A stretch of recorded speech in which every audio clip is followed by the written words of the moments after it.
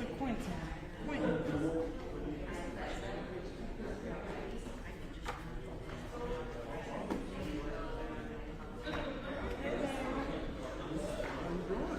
I'm okay. So who's coming? Who's coming in January? Who's coming? She's here already. No, not yet. But just here. Coming in January. Signal fluctuates in I don't know yet. I don't know. But I heard there's going to be some changes. I'm gonna go to the rest. But just in case, just be aware of it. Ludos. Okay, just be aware.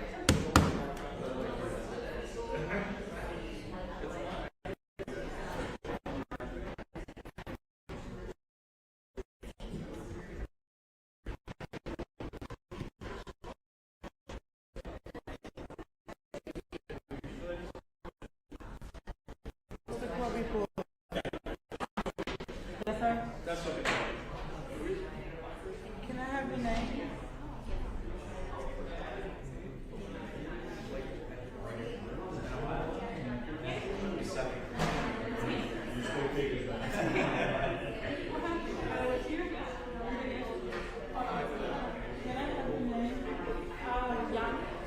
Y-A-N-I. Sanchez? Yes.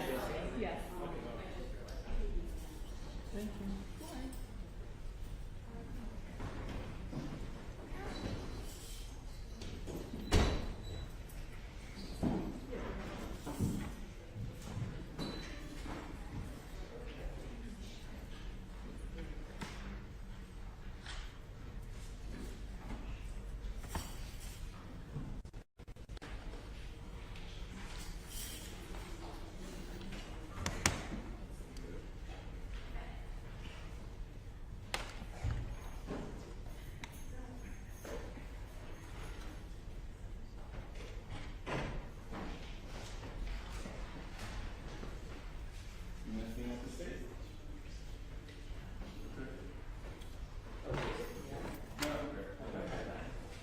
Mr. Quinn, good afternoon. Do you have anything for me?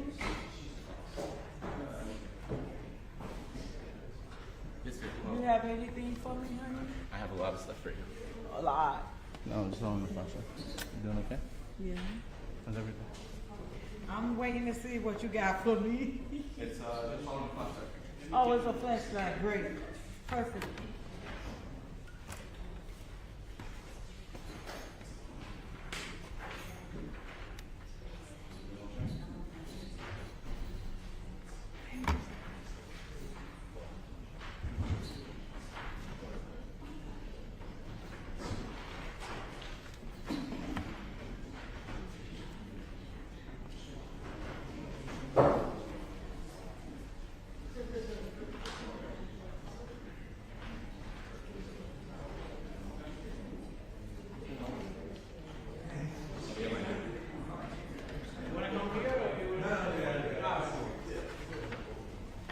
Come here, so,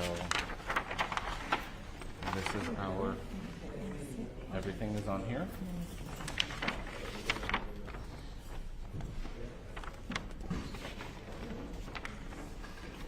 I have a copy for you. You see, I'm good. I know, but I'm good, sir. Thank you. So all of this is on here. I'm Yes. getting all the names. Thank you. All right. That'll work. No, they're coming. Could you imagine? I mean, I can. I know you're the best, man. Hey. I gotta buy you a drink now. Don't buy him no drink.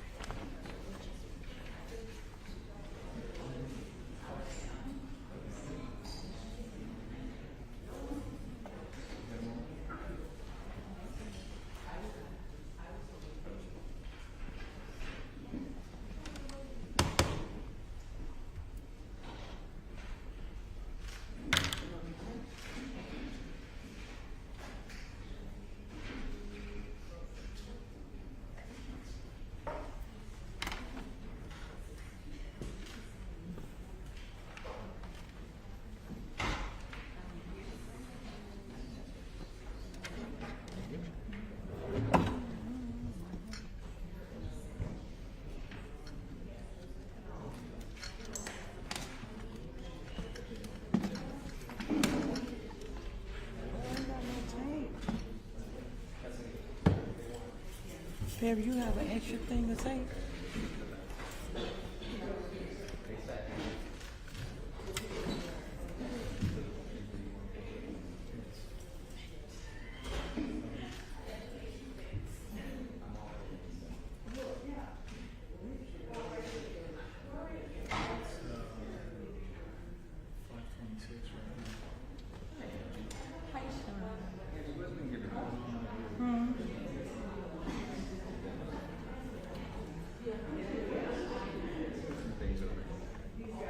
Let me put this flash drive on here.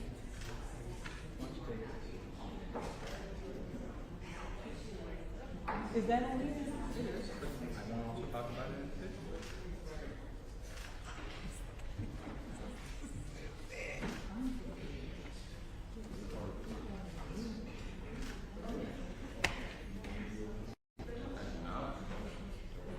You want me to do it as a composite or just one individual? Of course you do. So this gonna be Sean. Excuse me. Sean, so you know, the flash drive is 1A. That's the only one. The next is yes.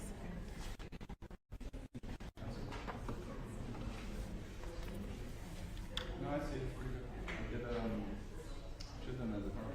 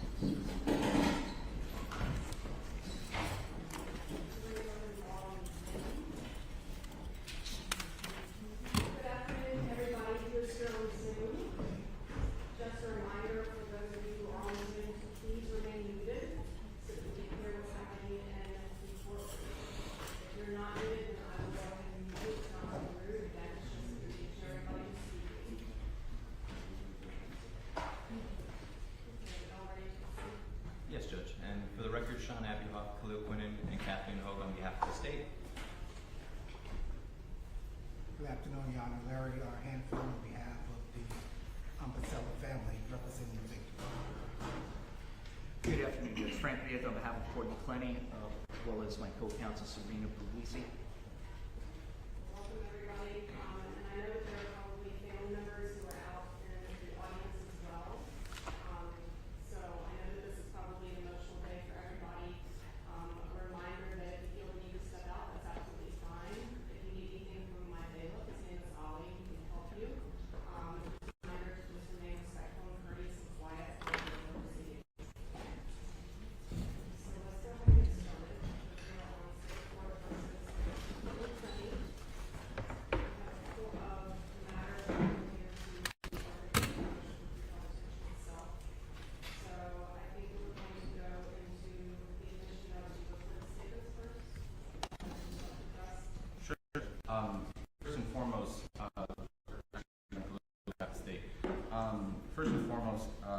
the defendant's argument to preclude the state from using the recorded statements, frankly, for the purposes of this setting at least, is untimely. It is a substantive motion as outlined by the case law. It requires competent substantial evidence for which the burden is on the defendant. Before the court, there isn't any, not even an affidavit to submit to the court. So the defendant would be unable to support its burden under the case law to meet the two-pronged test that I outlined previously to the court. Furthermore, as it pertains to that issue, there are 4 videos. I'm just going to mention the videos because I don't have them off the top of my head. I have to stop my argument to go mention them. The first video is in the lobby of a building in public.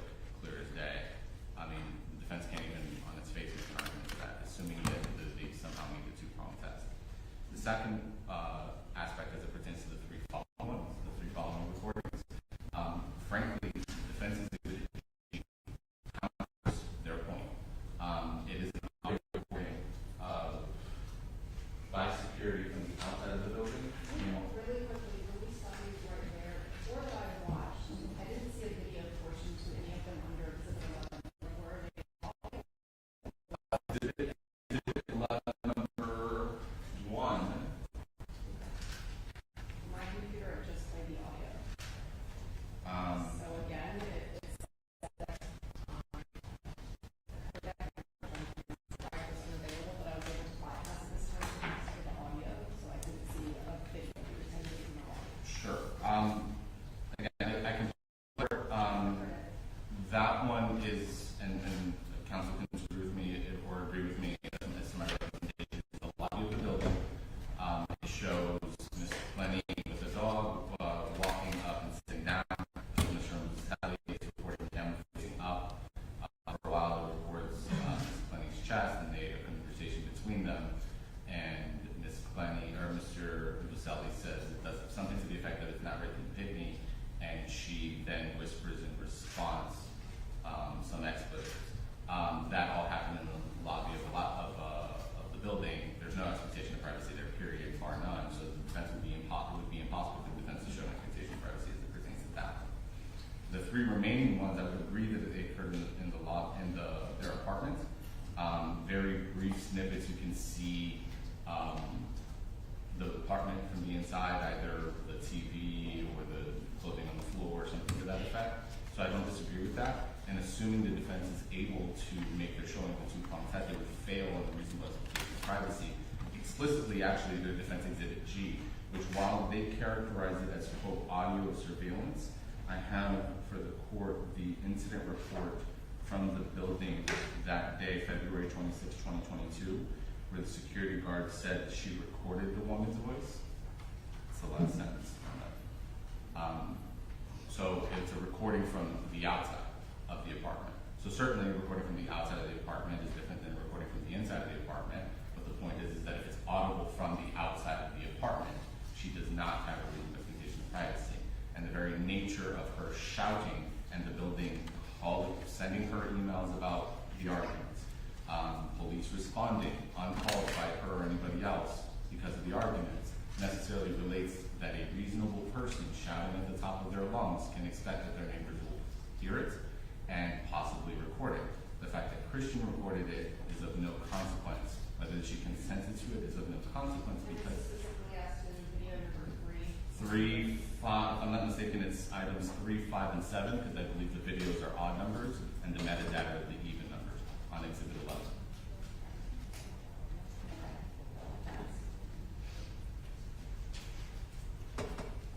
Judge, with respect to the lobby video, we don't have an objection to that. But it's clear that there is no video. Your Honor's correct. There is no video on these other recordings because the recording device, which is the phone, is secreted on his person. So that's why there is no video, because it's on his person. With respect to the state's argument about the security could hear outside, that's a separate incident. That is not the day of these recordings. And this apartment, and this actually is of import later on in our presentation. This apartment had an elevator that goes directly into the apartment. It's got basically its own floor, own entrance. This is not an apartment building that has multiple units separated by thin drywall. Okay, this apartment had its own floor, and the state cannot dispute that. The state also cannot dispute that this was a surreptitious recording, secreted on his person. Therefore, it's a clear violation of 934. It's an illegal wiretap. This is a two-party state. And the only thing the defense has to show is that there's an expectation of privacy and that society is willing to accept that. And that's in Canario, I think it's in Canario, I can't pronounce it, in Serrano, Sabers in Serrano, which is 473 Southern 2nd, 1272. And that is a Supreme Court case from 85. That case talks about, is there a reasonable expectation of privacy for the oral communication, which clearly it's an oral communication, and whether or not society is willing to accept it. What more would society be willing to accept than somebody, whether they're raising their voice, yelling, screaming, than their own apartment? That is clearly, we've met the burden and the standards that's elicited or is laid out in State versus Interruption. Further, Judge, the recording, the big difference between the recording that the defense submitted to you with, I think it was G, is a recording by a security guard from the One Paraiso building. Pursuant to her job duties, she is investigating a disturbance. Anything she records during her duties is something that it would be, number one, it's not going to be hearsay because it would be a business record, right? Kept in the regular course of business. And I don't even, again, hearsay could be admissible in this type of hearing, so I won't even address that. But what is different is that was a call to security for a disturbance. Normally, there would not be anybody outside her door. There wouldn't be. So the reasonable expectation of privacy that Ms. Clenney had is obvious. And I think it's an expectation of privacy that society is clearly willing to accept in one's own apartment under the circumstances of this particular case. So let me say this. First of all, I'm going to deny your request for not having this as a hearing because it's untimely. We want to go ahead and allow our notes to the court so that I can make a ruling as to whether or not these recordings are going to be in evidence for the purposes of this argument hearing only. I think that you can make arguments both ways as to both the defense's allegations as well as the state. So I'm going to go ahead and hear arguments and make a ruling on it. Second, the recording that is taken by the security officer at the apartment building, are you both agreeing that that is recording of the same incident that is being played under? No, that was February 26th, Judge. Again, it took a little digging because it was re-saved as a different thing, so I didn't know what it was in reference to. Once I located it, I located the adjoining report, which again I have for counsel and for the court. And so it is not the same incident, but again, the premise of that argument, and frankly the fact that it's audible from the outside, at this point we can agree that it is not inaudible. We can hear Ms. Clenney screaming. And was that also taken from inside of your apartment building? So that distinction doesn't matter, Judge, because if it can be heard outside, it doesn't matter if Ms. Clenney is expecting someone to be outside her apartment or not. That's not my point. My point was that were they inside the apartment when that Yes. was taken? So it could be heard outside the apartment. Yes. So the defense's exhibit G is an audio recording from the outside of the apartment. It actually illustrates the state's point as to why Ms. Clenney would not have a reasonable expectation of privacy in audio sound waves that are beyond the reaches of her apartment. The detective can testify if necessary, but there were complaints from individuals 2 floors above and 2 floors below. So irrespective of the private floor, quote unquote, there were 3 months worth of Ms. Clenney screaming. And again, just as a reasonable matter, an individual does not have an expectation of privacy in their sound waves being too far and too loud for other people to hear. And again, it's audible that she is screaming in the videos. Judge, just as a final matter, the way this building is laid out, and if necessary, I'm sure the detective can testify to this and all calls and witness. The only people that can access that apartment and the landing area outside of the elevator is with a key fob type thing that has to be inserted into the control panel of the elevator. That's it. That or an employee. So a reasonable person would know that nobody's coming to my foyer landing area outside the elevator. It's a disingenuous argument. It was a very private apartment complex. I think that is true, generally speaking, and I think for the conversations that are recorded where she is not yelling at the top of her lungs. In fact, I had to turn it down when I was listening to the lowest point of my volume on my computer because she was yelling that loudly.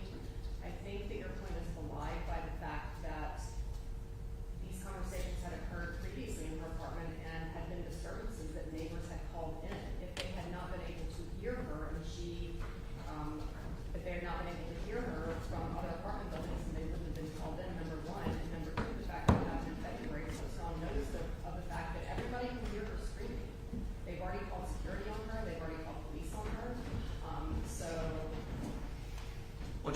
they called the police on them, to And be that's clear. And that's true. And I'm not disputing the fact that there's an argument going on, but I think that that also belies, at least with that one video, I agree with you for the ones that she's not screaming. I think that she does have an expectation of privacy there, but she's talking in normal voice. But the one where she's screaming at the top of her lungs, for the purposes of this hearing only, I'm going to rule that I'm going to allow it in, because I don't think that there is that subjective expectation of privacy, number one, and number two, I don't think that it's one that society would reasonably accept for the purposes of this. And again, it's just for this hearing, and we can readdress this at a later time. I'm going to allow the recording of the lobby, because it's in a public space. If the ones where she's not going into me, I've written down, I think, videos 1 and 2. The ones where she's not going and that she is in her bedroom, I'm going to exclude, because I think that she does have an expectation of privacy with this. So I have them listed, judges, items 1, 3, 5, and 7. Items 1 is in the lobby. So I think 3 is not yelling, 5 and 7 are yelling. So with regards to that, Judge, she actually is elevating her voice.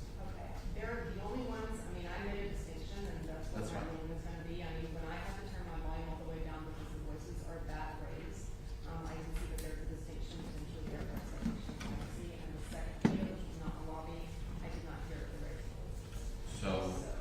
So then, for the purposes of the record and the clerk, item in Exhibit 11, the court is admitting item 1 and 5. Item 3 and 7 are not considered. The metadata of that obviously Yes. should be admitted just because of content. But so items 3 and 7 are not admitted. I'm sorry, I thought she said 5 and 7. I think the 7 was a continuation of 5. Oh, okay, sure. Okay, so I mean, if I'm, okay, so it's just 3. I'm sorry, I misunderstood. So next up for us, I think I have defense's motion to strike state's motion for pre-publication.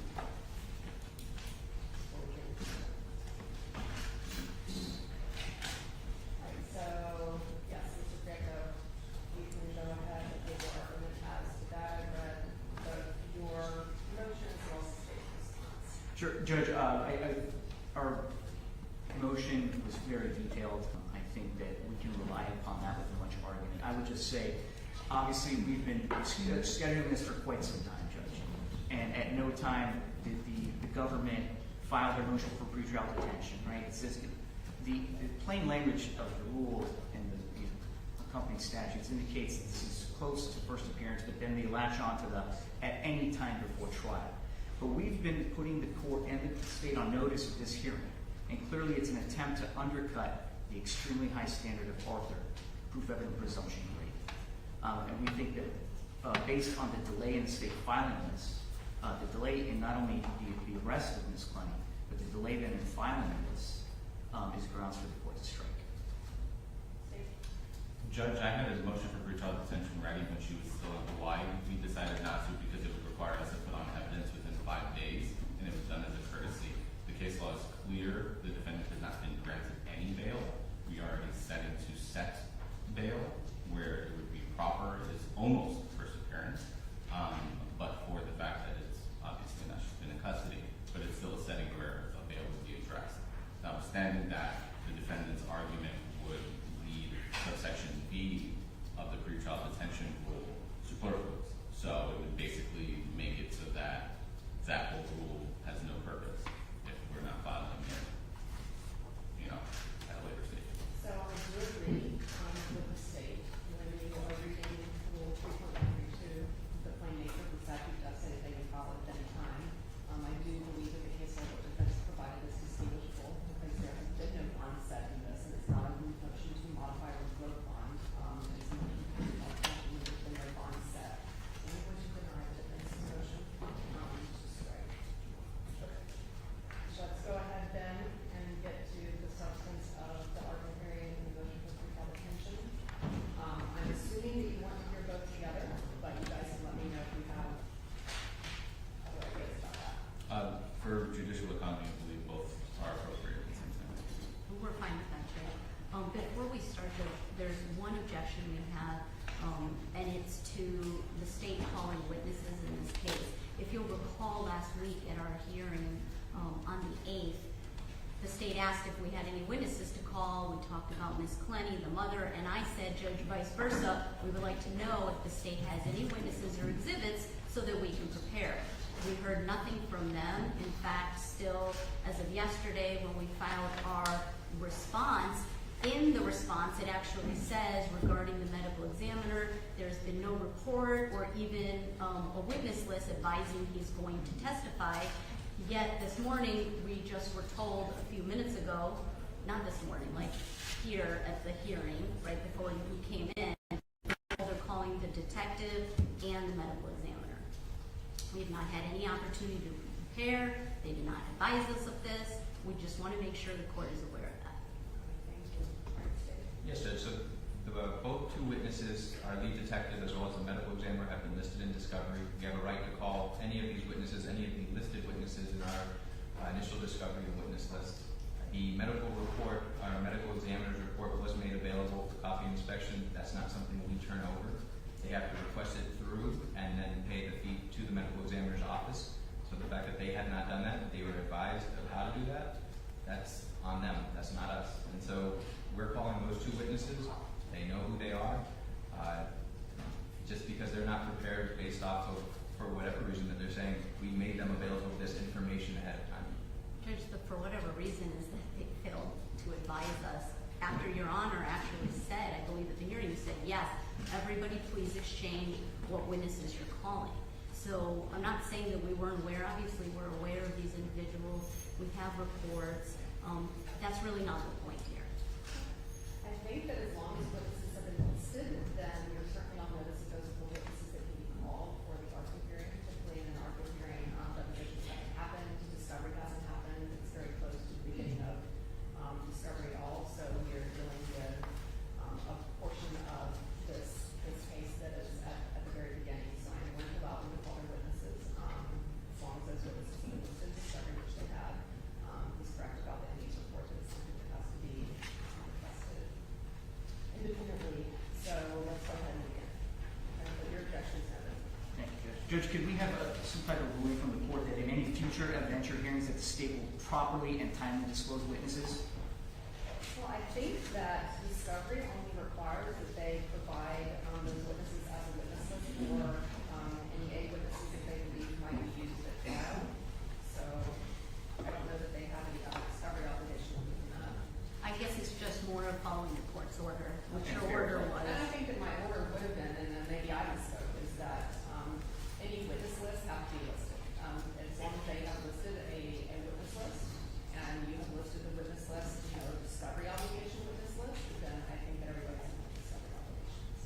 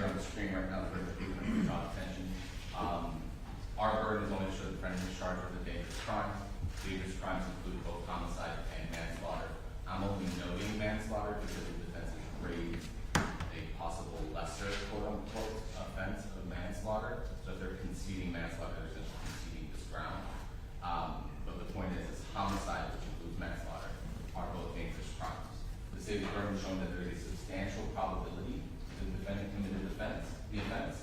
The factual circumstances of the crime indicate a disregard for the safety of the community. You know, obviously a homicide kind of illustrates that. And there are no conditions of release pursuant to Florida Statute 907 at 041 that can ensure both the safety of the community and her presence in the future. This is analogous to the standard of Arthur, but the distinction between the two are twofold.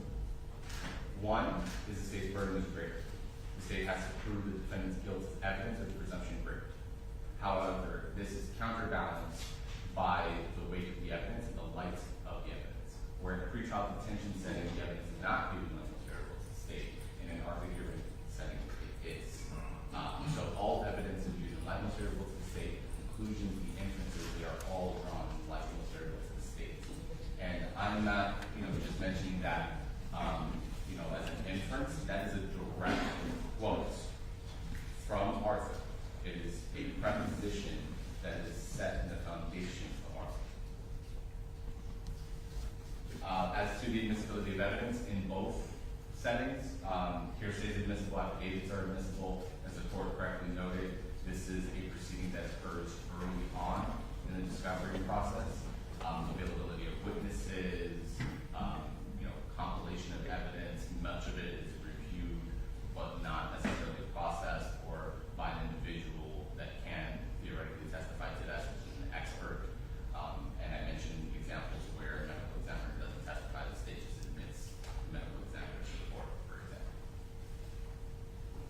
So the state has entered into evidence 32 exhibits that the court has had an opportunity to review. I'm not going to review all of them at this stage, and Detective Cristino and Dr. Hutchins will testify to much of the substance of evidence, but I do want to highlight to the court the date of incident. Much about this case, both from the state and the defense, will be similar fact evidence, but the date of incident is the crux of the situation. Mr. Omuselli was killed by a stab to the subclavian artery. He bled out as a result of that stab. Incidents from before can certainly cloud or create a perception of what led to it. And the dynamics of that certainly are at play, as the state is outlining in its motion. We're not avoiding that at all. But the date of incident, the circumstances under which the defendant killed Mr. Omuselli are particularly important. We extracted Mr. Omuselli's phone, and the day became, just woke up calm.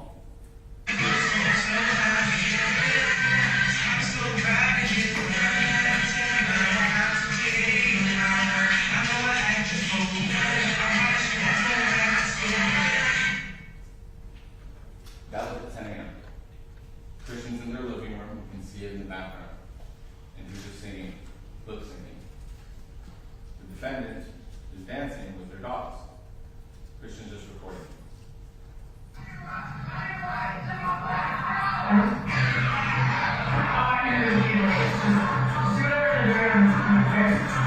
Hey, yo, baby dancing like Austin. Just get the fuck away. Yeah. Hey. Yeah.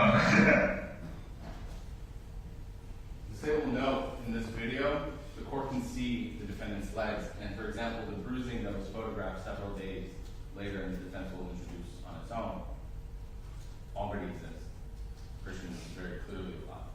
So those bruises could not have been created in the quote-unquote struggle of the defense characterizes it where he was stabbed. It's just black and white. They existed before. And the court, through the other evidence, can compare the bruising, including the photographs that the state submitted to it of the defendant on the data. But what matters is the incident. Christian leaves the apartment at 3:55. This is state's exhibit at the top at the bottom, 14, channel 9. 3:55. He's on the phone, and by that I mean you'll see in the surveillance video defendant called Christian repeatedly, almost at a frantic call.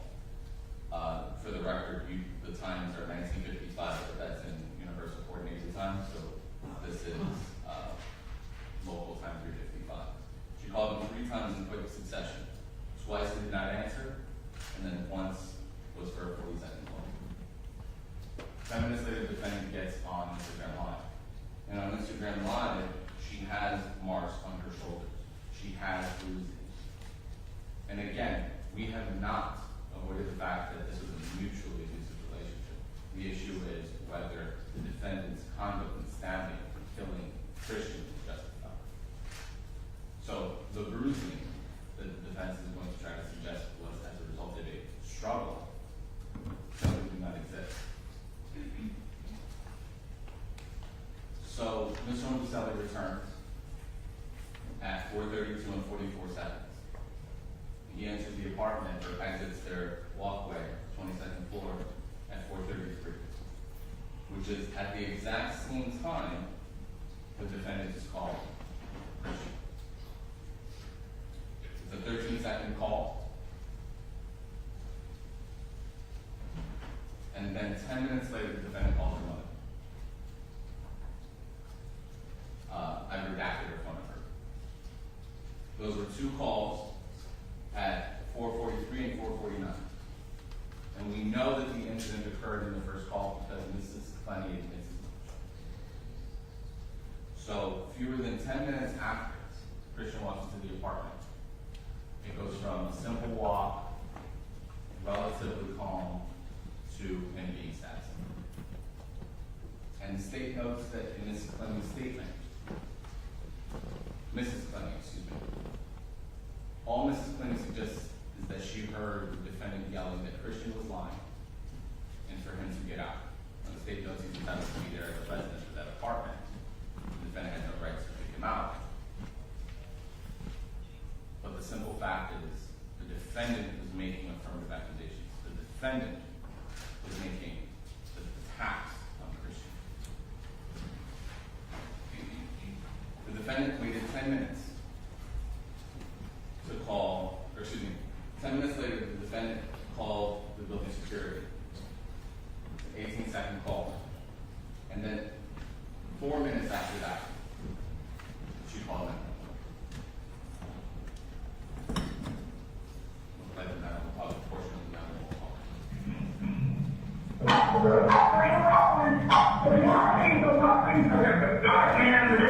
You need to stop screwing on the line and give me the airline. You go back into my arms.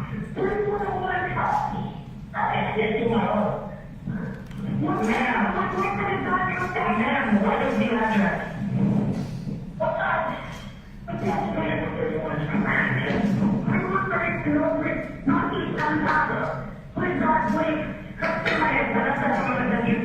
Ma'am, there's a hospital nurse. I'd like to serve for my desire too. Is this a hospital or a business? I'm so sorry. Ma'am, can you hear me?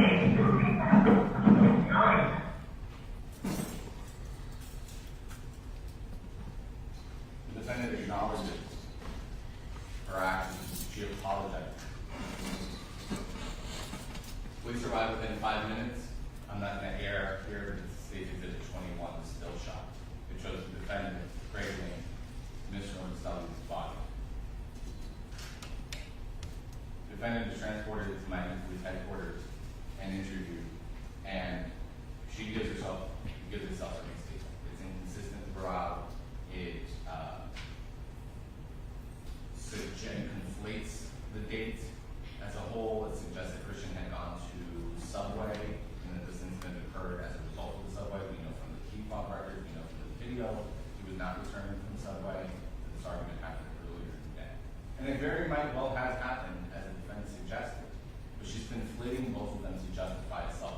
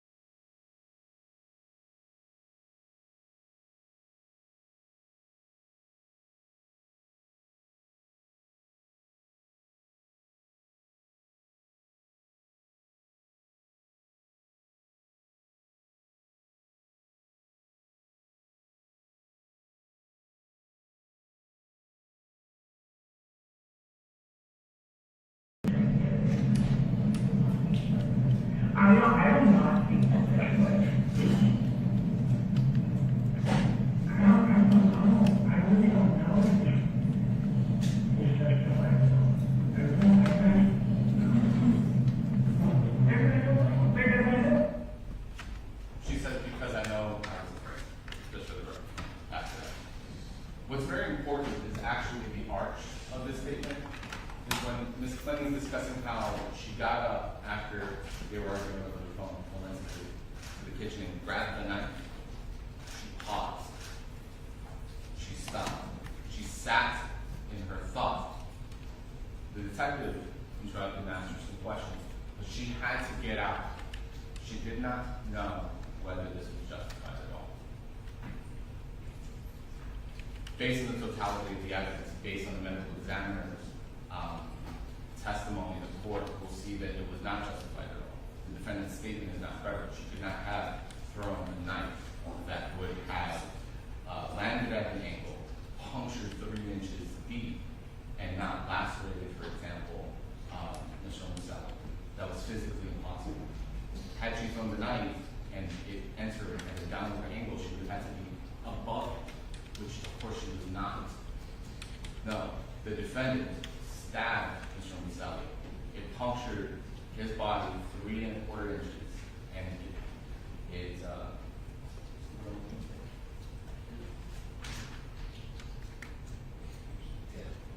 pierced through the subclavian artery.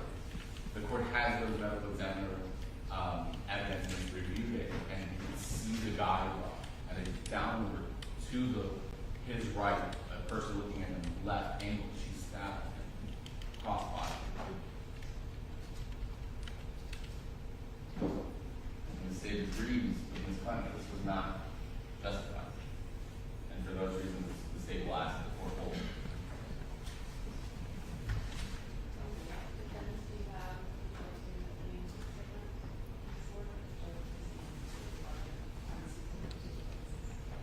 Judge, I'll defer to that, so I'll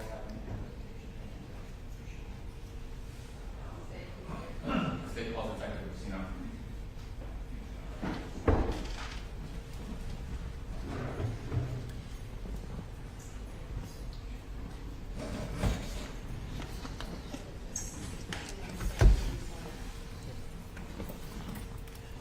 Do you solemnly swear or affirm the testimony you're about to give today is the truth, the whole truth, and nothing but the truth? I do.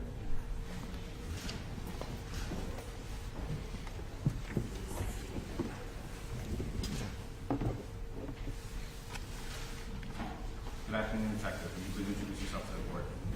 Detective Yermaine Brasino. Detective, what do you do? I'm assigned to the homicide unit. And how long have you done that? A little over a year. Before that, do you have any law enforcement experience? Yes. Will you please tell the court your law enforcement experience? I've been an officer in the city of Miami for about 9 years, 4 of which I was a detective in the robbery unit, and 1 now currently in homicide. Do you know a person by the name of Courtney Clenney? Yes. Do you see Ms. Clenney in the courtroom today? Okay. Let's talk about how you came to know Ms. Clenney. And specifically, I want to focus you on April 3rd, 2022. Is that the date that you met Ms. Clenney? Yes. Did you know her from beforehand? No. Having discussed the April 3rd, 2022 day, let's walk through it. Under what context did you first meet Ms. Clenney? It was at her apartment, just outside. She was detained at the moment. Okay. And let's kind of walk through that. Why did you end up responding to her apartment that day? I was notified that there was a stabbing and the victim had been taken to rider trauma and succumbed to his injuries. So at the time that you met her, you already knew Mr. Mbaseli was passed? Yes. So let's pierce this out. First, you met her at her apartment. Where's her apartment? Her apartment is at 3131 Northeast 7th Avenue. Is that Miami-Dade County? Yes. So you mentioned you were notified because he had succumbed to his injuries. Obviously, that you're a homicide detective. That's how you got involved. Yes. And why is it that you're the lead detective? It was just my turn to take the next case. So just as a premise, you didn't ask for the case. It was just Correct. Okay, so you responded to the scene of the homicide. You met Ms. Clenney. What did you do? Say that again. What did you do? We responded to the scene. We began to check the apartment and get in contact with the crime scene. And simultaneously, we had Ms. Clenney transported to the station. Before we get into what happened at the station with Ms. Clenney, let's discuss the, I guess, events of the day. Do you know approximately what time police was called out to the apartment? I don't recall. Okay. Would anything refresh your recollection? No, not right now. Okay. So you're aware that at some point police got called out to the apartment? Yes.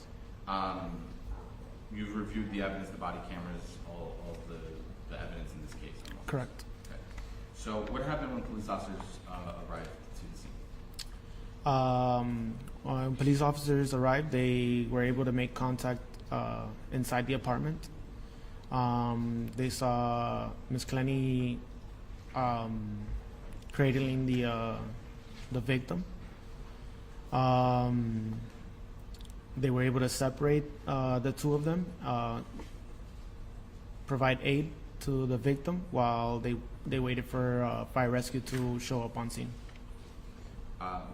And then what happened after fire rescue showed up on scene? They were able to transport him to Jackson. And do you remember approximately when Mr. Lucelli was pronounced deceased? I would have to go back to my notes. You can refer to your report. Let me know when your memories are refreshed.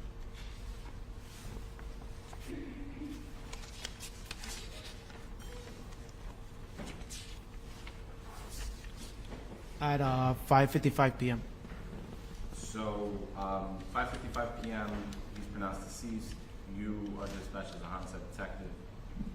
We already mentioned how you responded to the scene, initial check of the crime scene, contacted the crime scene, and sent the defendant over to the police department. So far as everything, I guess, per protocol? Yes. Okay. When the defendant arrives to the police department, at some point do you end up interviewing her? Yes. Okay. Now, just for context, did you read her Miranda rights? I did. Did she waive her Miranda rights? Yes. Was that audio and video leave recorded? Yes. Okay. I'm directing the court to the recorded statement. So I'm not going to belabor the point. The court has reviewed the recorded statement. Would you synopsize the defendant's statement for the court? So she told me that she was at the apartment. The victim had went down to go to Subway's. When he went to Subway's, they began to message each other, and through text messages they got into an argument over sharing each other's location. He then decides to come back to the apartment. Shortly after he comes back to the apartment, another argument ensues. At that point, the defendant says that the victim grabbed her by the neck, slammed her against the wall. She was able to break free. Then she was gonna call her mother, and he didn't want that to happen, so he grabbed her and put her onto the ground. She wasn't able to explain how exactly that happened. After that, she was able to break free once again, at which point she goes to the kitchen. She grabs on a knife, and then she states that the victim ran towards her, and that's when she flung the knife, or threw it, and it hit him in the shoulder. What did anything besides that? Did Ms. Clenney say anything besides that in addition of substance, I guess, regarding this incident? No. So regarding the injuries, Yes. in this circumstance, Yes. I want you to tell the court, I guess, how you're evaluating the case. You know, where are you in your analysis of the facts thus far? At that point, we were looking at it as a self-defense at first. But then later on, things started revealing that it wasn't what we thought. So let's talk about that. So at the point in which you finish interviewing her, despite some of the inconsistencies in the statement, you are evaluating the case for a possible self-defense claim. Correct. Is that one of the reasons why you document how she looks in her injuries? Yes. Okay, so let's parse through that. Did you have crime scene take photographs of her? Yes. I'll direct the court just as general reference to the crime scene photos. Were there bruisings on her? Yes. Okay, will you tell the court where there was bruising? She had some bruising over on her legs. She had some small bruising to her arms, and that was about it. Okay. Do you have experience in seeing fresh bruises versus old bruises? Yes. Okay. Have you, in this context, right? Just as a human, have you seen bruises? Objection, Judge. This could be lack of predicate from his future opinions. Judge, I believe that the state intends to try to elicit some kind of expert testimony from a detective regarding bruising. That's clearly the purview of an expert. And this, as far as we know, this detective has no medical training. He's not a doctor. He's a detective. So I'd object to him making any opinions as to when bruises were formed. So there's a lot of parsing to that, and he's not issuing an opinion as to when a bruise was formed. He's issuing an opinion as to whether it's a new bruise or an old bruise. As human beings, we know what bruises look like in an older bruise versus a newer bruise. Older bruise is darker versus a newer bruise, which is lighter and coming into And I'll color. object to the counsel testifying as well, Judge. He's not an expert either. I'm going to go ahead and, I'm not going to allow that particular line of answers, but, Judge, can we approach sidebar very briefly?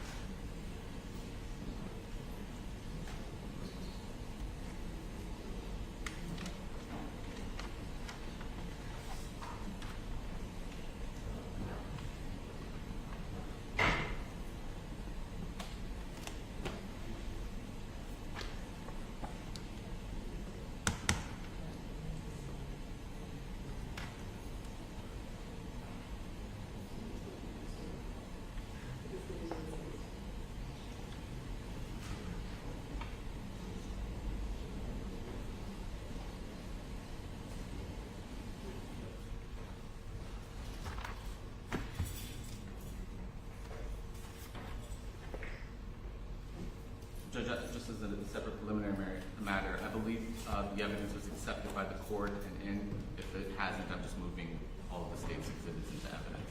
No objection. Other than it was previously noted.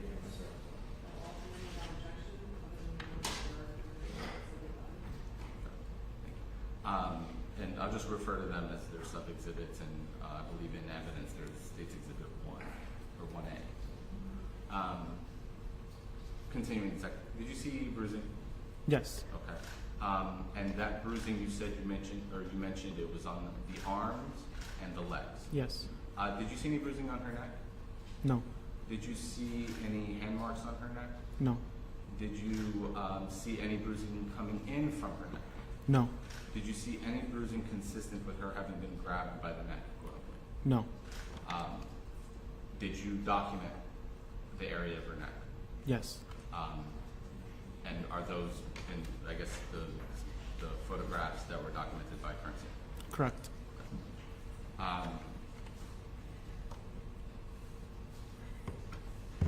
You had an opportunity to review Mr. Umbuseli's cell phone extraction. Yes.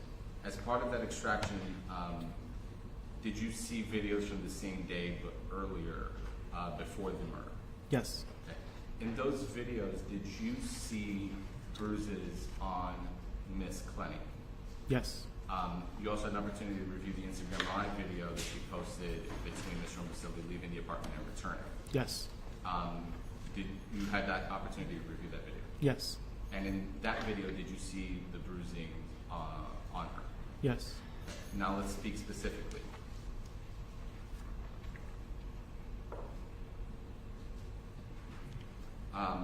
Let's speak specifically about those bruises, right? Let's separate arms versus legs. The bruising on her arms, were you able to see them in the Instagram Live video? Yes. And again, that video was posted before this murder occurred. Correct. So those bruises were before the murder occurred. Yes. Let's talk about the legs. You saw bruising on her legs in the earlier posted video of her dance. Yes. In that video, are those the same bruises you saw later that day? Yes. So, and then the metadata of those videos were like 10, 11 in the morning, same day. Yes.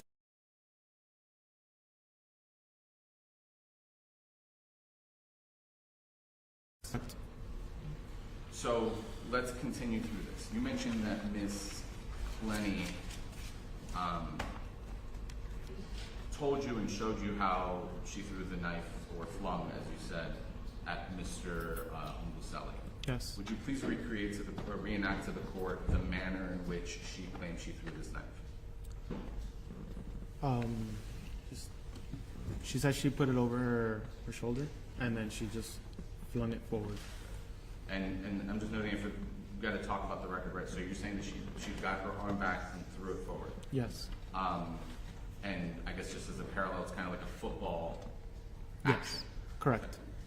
It was not a fling using like a flick of the wrist. Correct. Okay. So, after you interviewed, okay.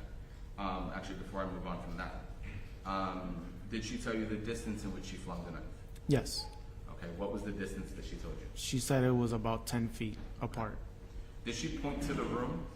Yes. Okay. What was it that she said when she pointed to the room? She said the distance was bigger than the room that we were in. Okay. And so in that context, as if the room was 10 feet, it was longer than 10 feet. Yes. So she was at a distance of approximately 10 feet when she claimed she had flung this knife. Yes. And did at any point she say whether Mr. Romboselli was armed? No. No. He wasn't armed. Okay, so she did say, but he was not armed. Correct. So she acknowledges Mr. Romboselli was not armed in excess of 10 feet from her when she threw this knife at her. Correct. Right. So progressing from that, during the interview of the defendant, you became aware that she was on the phone with her mother during the incident. Yes. What did you do as a result of that? As a result of finding out that she was on the phone? Yeah, after knowing that she was on the phone with her mom, and then you finished the interview, what did you do? I was able to get in contact with the mother over the phone. Okay. Did you do an audio recorded interview of Miss Clenney's mother? Yes. Okay. Were you aware that there was anyone present besides you and your fellow detective on that call? No. Okay. At what point did you become aware that there was someone else on that call? When the attorney arrived at the station, her father jumped into spoke from on the same call, saying that the attorney was there and that they would like for the attorney to be present for any more questioning. So during the length of your interview with her, you were not aware that she was with someone else in her person? Correct. As you were doing that interview, what did you ask Mrs. And I directed the court to the audio recorded statement that's in evidence, but again, will you please synopsize the contents of that call? We spoke about the relationship between the victim and the defendant. And she explained to me that I believe it was about a week before the incident that the mother was there for 6 days because Christian wouldn't leave the house and he kept following her around. So she came down to Miami to see if the transition of him leaving the apartment would be a lot better. than just them two trying to figure it out.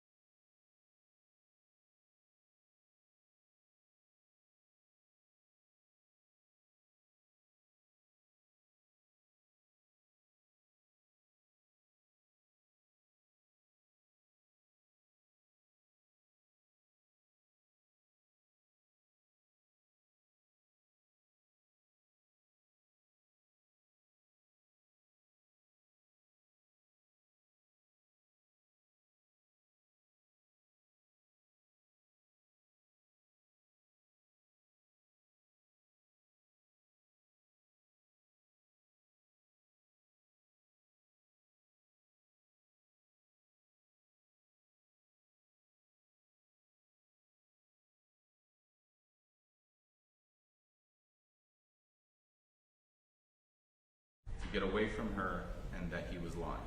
Correct. Nothing more than that. Correct. Mrs. Clenney didn't say anything about owl that hurts or any indication that the defendant was injured in any way. Correct. Did Mrs. Clenney tell you the circumstances of the incident, how she knows the incident occurred or under what circumstances? On the day of? Yeah. No. Okay. At any point did she tell you she knows what happened? No. So, having moved on from that,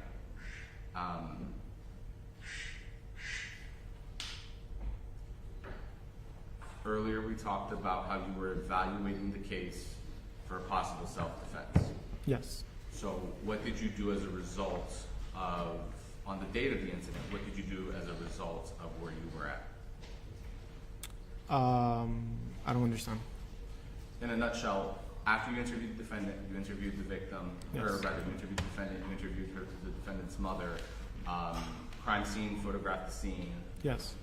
they documented her, you collected all pieces of evidence. What else happened that night?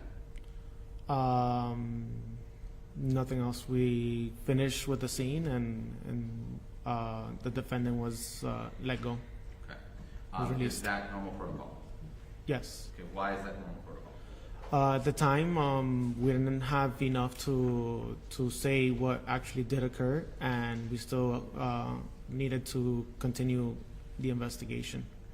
Had a decision been made as to the defendant's criminal culpability at that point?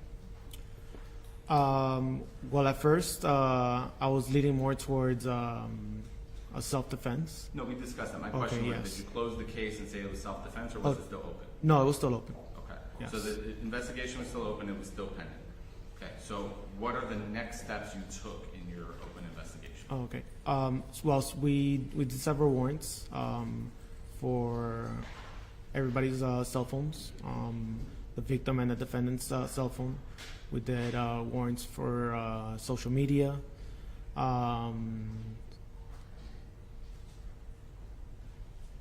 And yeah, I believe a couple of other warrants as well. As a result of some of these warrants, did you end up briefing the state attorney's office about the investigation? Yes. Okay. As pursuant to that briefing, were there subpoenas that were sought? Yes. Okay. I'm just going to go through things that are in evidence, but did you obtain police reports and body camera from Las Vegas? Yes. We're going to talk about this. I'm just going through it. We mentioned warrants. You said on the phone. Which phones are you speaking about? I'm speaking about the victim's cell phone and the defendant's cell phone. Okay. Were you able to get the extraction from the victim's cell phone? Yes. Were you able to get the extraction from the defendant's cell phone? Not yet. Is that still pending and being attempted? Yes. From the extraction, were you able to obtain data and information? Correct. Okay, so we'll cross that bridge in a little bit. Pursuant to subpoenas, were you able to obtain surveillance footage and incident reports from one Paraiso condominium? Yes. Did you also obtain lease documents? Yes. As part of those documents, were you able to obtain the FOG records? Yes. You mentioned warrants on social media. Was that the Instagram warrants? Yes. And is that how we know the precise time in which Ms. Clenney was live? Yes. Did at some point you obtain the call detail records of Ms. Clenney? Yes. Or the defendant, sorry. Even though I lost myself on that.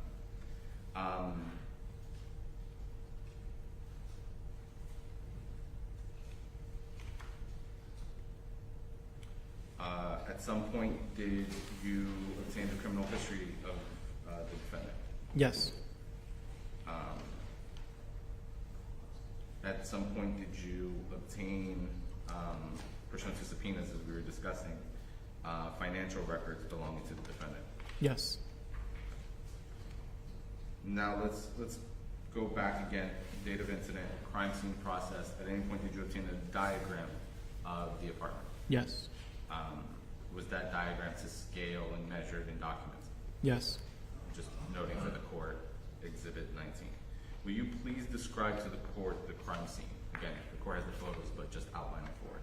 Okay. The crime scene is an apartment located on the 22nd floor of the One Paraiso building. It's a 3-bedroom apartment with a single kitchen and living room.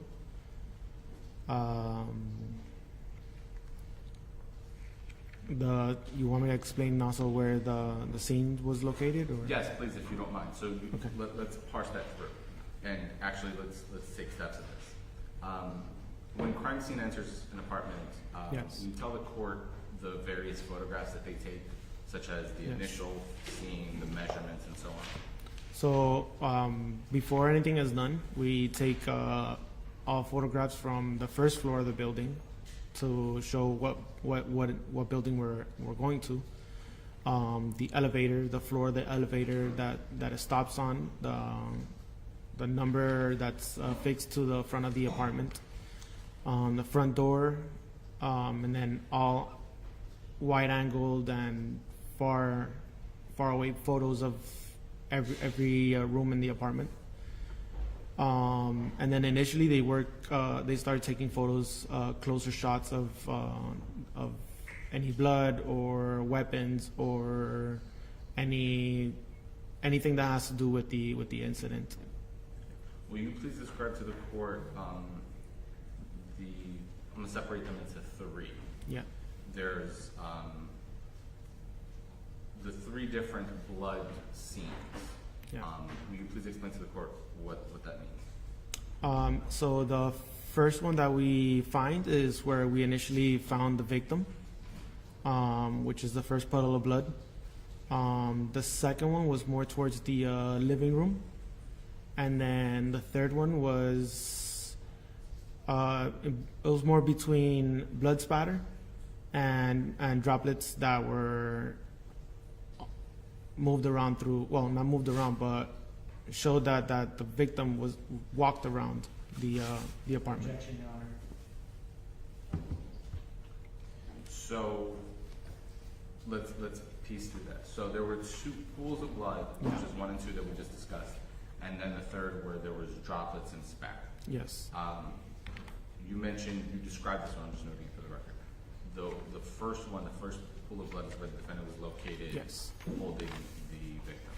The second one you said was further back, and it was just a pool of blood. Yes. Did you see blood transfer on the wall? Yes. Okay. What does that blood transfer mean? Well, it can mean numerous things. Okay, but I mean, But answer the it. one on the wall was it means that it's blood spatter, meaning. No, I'm talking about the transfer. So Okay. the second pool of blood, if you recall, Okay. there was, again, I'm just noting the exhibit that's in evidence. There was blood on the wall, Yes, I remember now. and it was kind of filled. It wasn't spatter or drop. Do you recall that? Not so much. That's fine. Then we'll move on if you don't remember. So let's talk about the blood spatter and the droplets. You Objection, mentioned. there's a lack of predicate.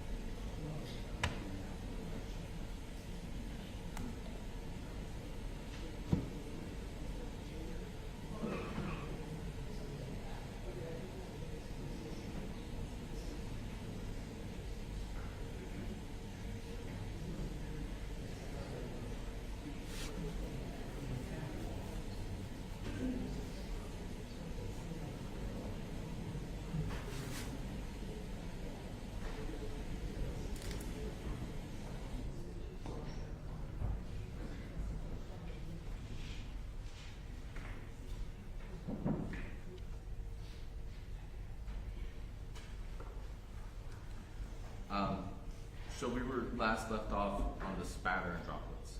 Do you Yes. know what spatter is? Like, just can you describe that? Yes, spatter is more of a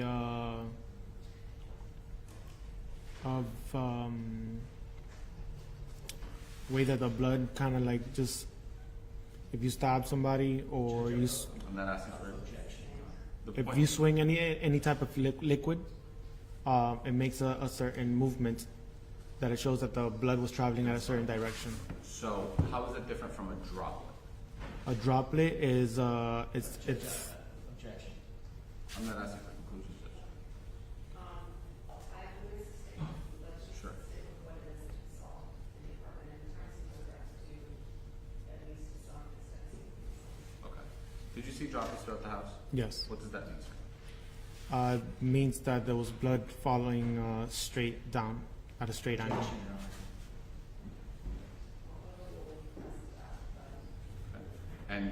see these droplets? In the living room, heading towards the bedroom, the master bedroom.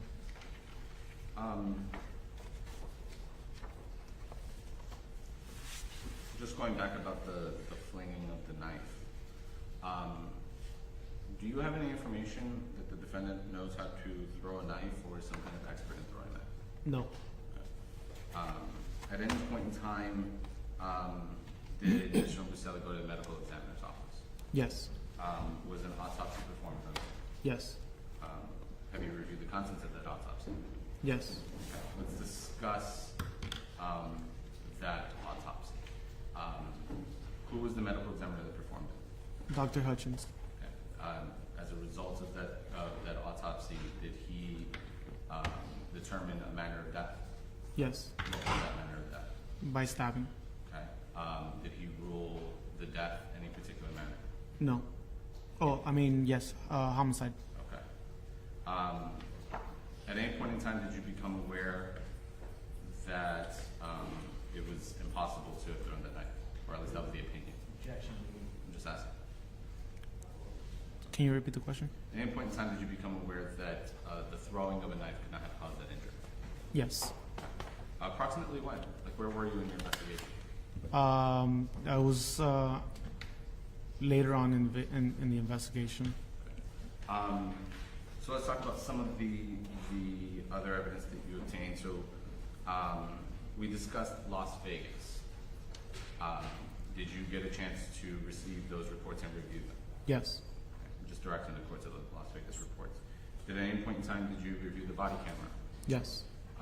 Not to belabor the point, but will you please synopsize to the court what was in those reports and in the body camera? In the reports, it explained that the victim and the defendants were staying in a hotel room in Las Vegas. They got into an argument. Through that argument, the defendant threw a bottle of water at the victim while he was laying on the couch. And security was called to the apartment due to the argument. Did you review the defendant's statement? Yes. To Las Vegas. Yes. In that statement, what did she say? She says that she likes to throw things, and she guesses that she was the one that threw the bottle at him. Does she acknowledge throwing items at Mr. Murd3r before? Yes. What were those items? Plates and other items. Was Mr. Murd3r interviewed? Yes. As part of that interview, did there come a time where the officer asked Mr. Murd3r a bunch of questions as to whether the defendant was violent with him prior to that? I can't remember that right now. Sure. I'll just direct the court to the video. Following the defendant's admission, was she arrested on that case? Yes. Okay. Let's talk about the cell phone extraction. Did you get a chance to review Mr. Murd3r's cell phone extraction? Yes. Will you please tell the court, what a cell phone extraction is? It's pretty much just an extraction of all the data, messages, photos, videos, and even sometimes social media, saved posts can be extracted from the phone. During, or I guess when you received the extraction from his phone, did you get an opportunity to review the photographs? Yes. Did you get an opportunity to review the videos? Yes. Did you get an opportunity to review the text messages between the defendant and Mr. Murd3r? Yes.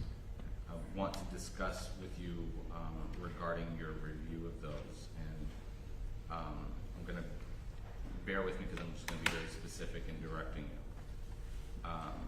You have all the records, just so we're clear. Yes. When they're produced, do they produce in a PDF? How do they come out? They're produced in a PDF. Do you recall how many text messages there were? It was over 12,000. I believe it was 12,220. Something your like that. approximation? Yes.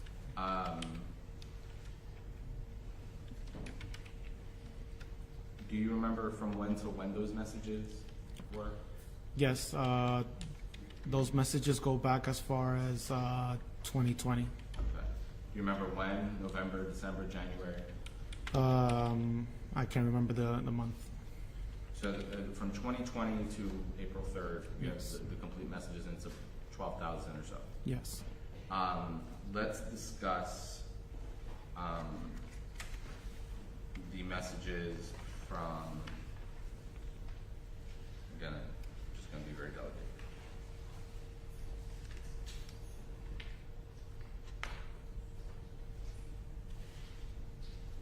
October 9th through the 11th, which is in evidence as Exhibit 4.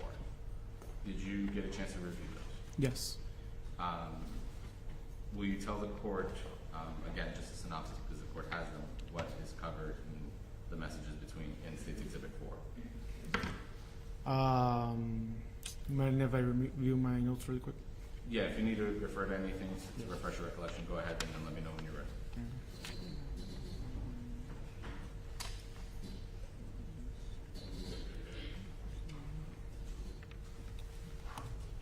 All right.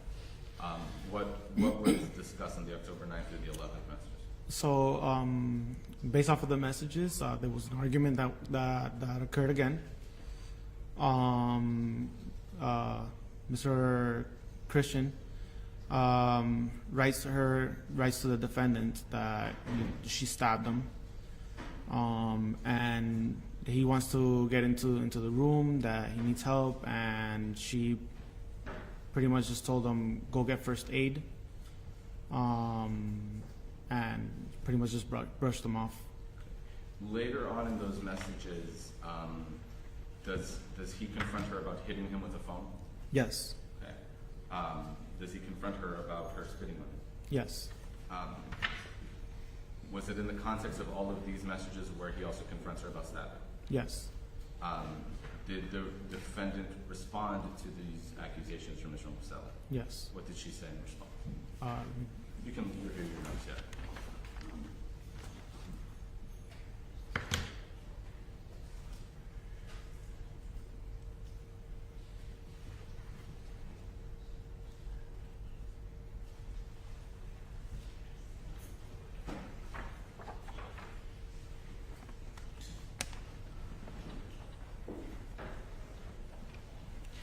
Yeah, she pretty much just tells him to go get first aid, and then for several hours she just didn't answer anymore till the next day.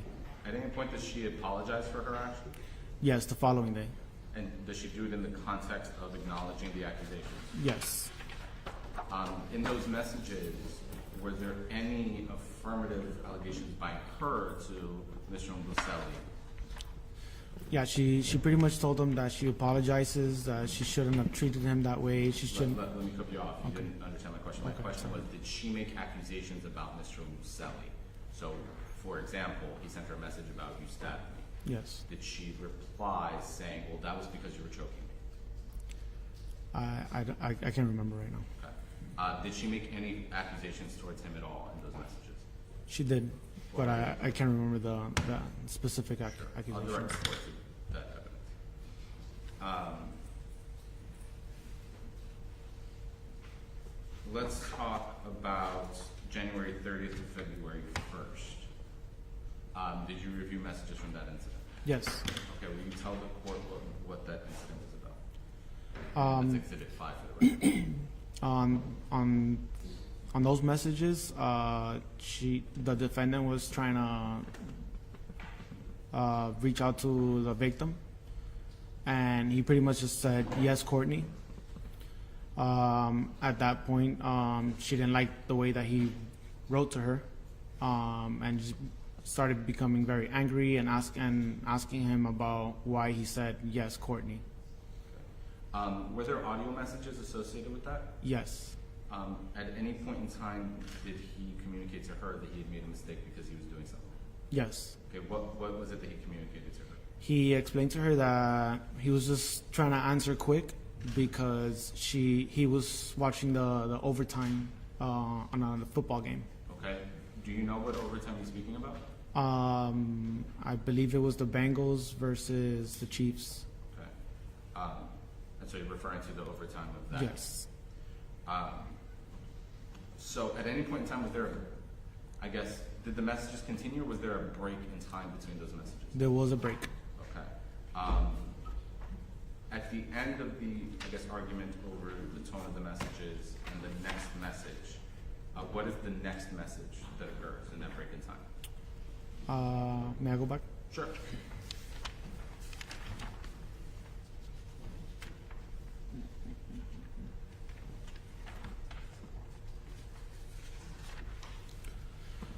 What was the first conversation after So that? the first one that I recall, it was the defendant telling him, "I hope this gives you time to think about what you've done." And then she tells him, "Enjoy the hospital." And then after a little while, he messages her, "I lost a lot of blood. Can you come? I need you." And then she asks him, "Are you having fun?" And this is all between him writing her that he's losing a lot of blood and at the hospital. Okay. Were you able to find out what happened in that time period? Yes, she ended up cutting him with a knife. Okay. Now, how did you figure that out? It was all in the messages that he wrote, and she responded back to him. Were there also photographs from that date and time? Yes. And how is it that you figure out the date and time that a photograph is taken from the device? So through the properties of the photo, it will show you when the photo was created, and it was at the same time and date as these messages were sent to him. And just so we're clear, the messages had or the photographs also had location information. Yes. Do you remember where the location of that was? It was on the east side of the 195. Okay. Was that is there a street that's there? Yes, that's called the Julia Tuttle, but it leads up to the hospital. It was just it was pinpointing right at the hospital, Mount Sinai. Okay.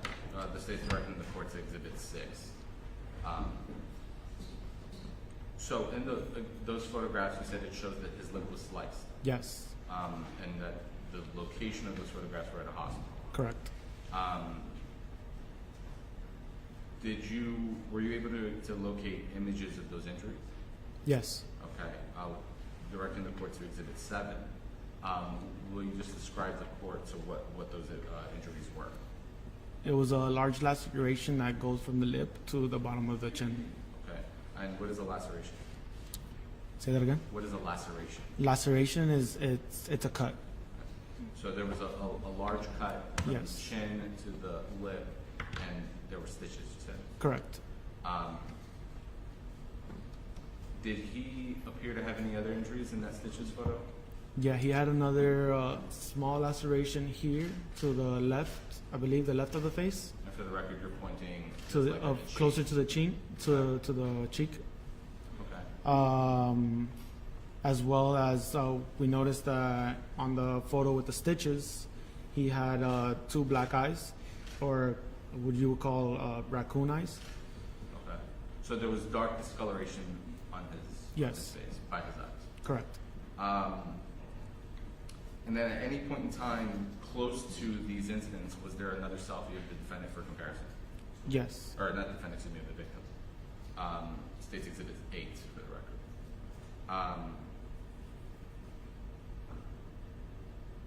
Were there more incidents documented in text messages? Yes. Okay, let's discuss February 27th and 28th. Okay. What was documented in the text messages there directing the court's Exhibit 9? Can you go back really quick? Sure, you can look at your notes.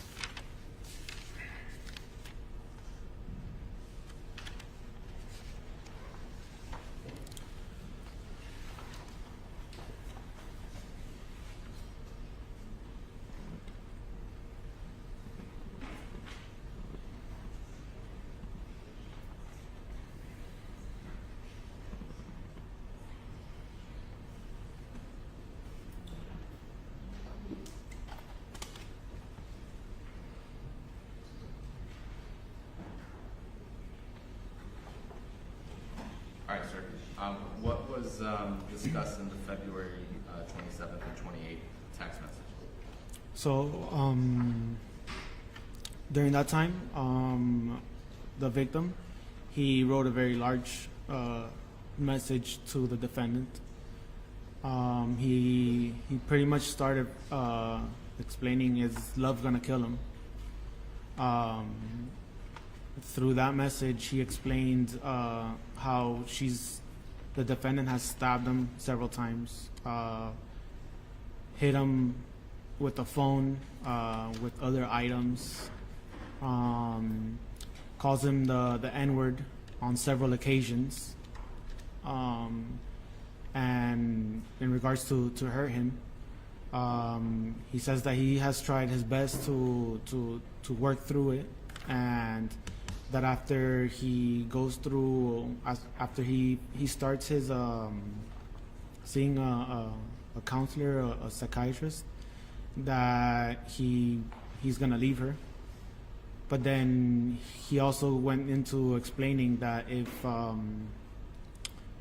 she was still willing to work through it, that he would still want to work through it.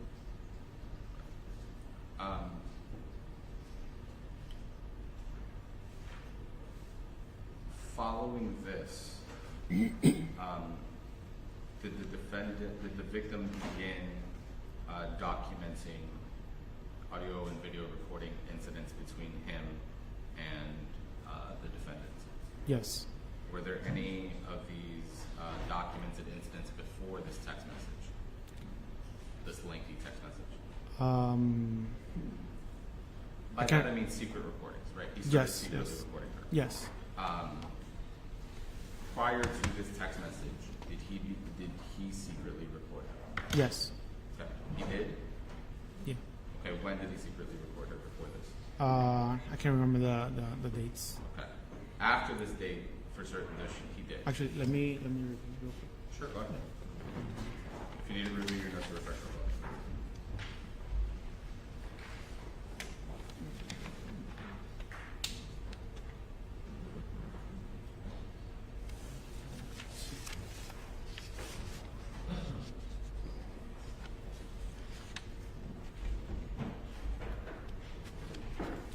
I don't have those with me right now.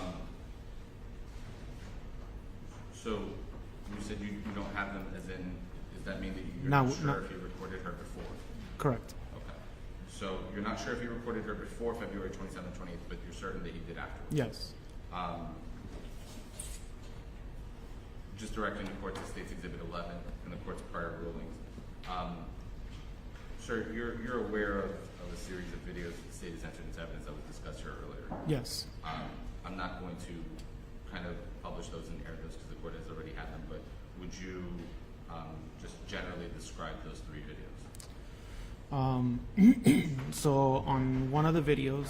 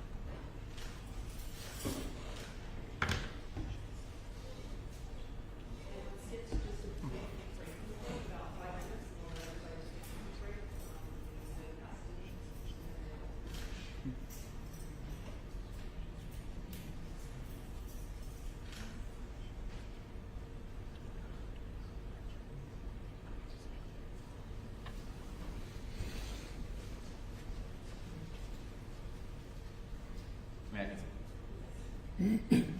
So, Detective, as we're talking about, State's Exhibit 11 includes 3 videos and the metadata of 4 videos. Yes. Those 3 and another one. Again, the court has State's Exhibit 11, but for purposes of our record, will you just describe generally the 3 videos that were entered in State's Exhibit 11?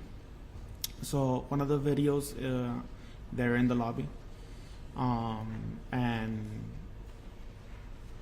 the victim had just explained to her, like, why are you hitting me? You can't be hitting me like that. And then she lowers her voice, and tells them, shut the fuck up, bitch. And then he continues to ask her, why are you doing this? Like, calm down. And that was the end of that video. The other video, she was having some sort of tantrum in the apartment and yelling to the top of her lungs. And at one point she calls out names using the N-word towards the victim. And she also even tells him, come here, let me slap you. And then also continues into telling him, find my phone, get me alcohol, get me alcohol. During those recordings, did she also express, I guess, a jealousy of anybody? Yes. Okay, will you please explain? She, according to the video, he acknowledged somebody in the lobby or just in front of the building when he went out to I believe it was to walk his dog. And he didn't tell her that he acknowledged somebody downstairs. And then that's when she just went into this continuous screaming for several minutes. Now that we've discussed that context, I want to talk about building-specific incidents at one Priority Cell and how they documented these incidents. Did you receive a lengthy amount of records from them? Yes. Okay. Do you remember approximately how many pages? Too many pages. Too many pages. Okay, fair enough. As part of that, did these reports contain with them photos, videos, audios? Yes. These photos and videos, will you describe them to the court how they looked on these reports?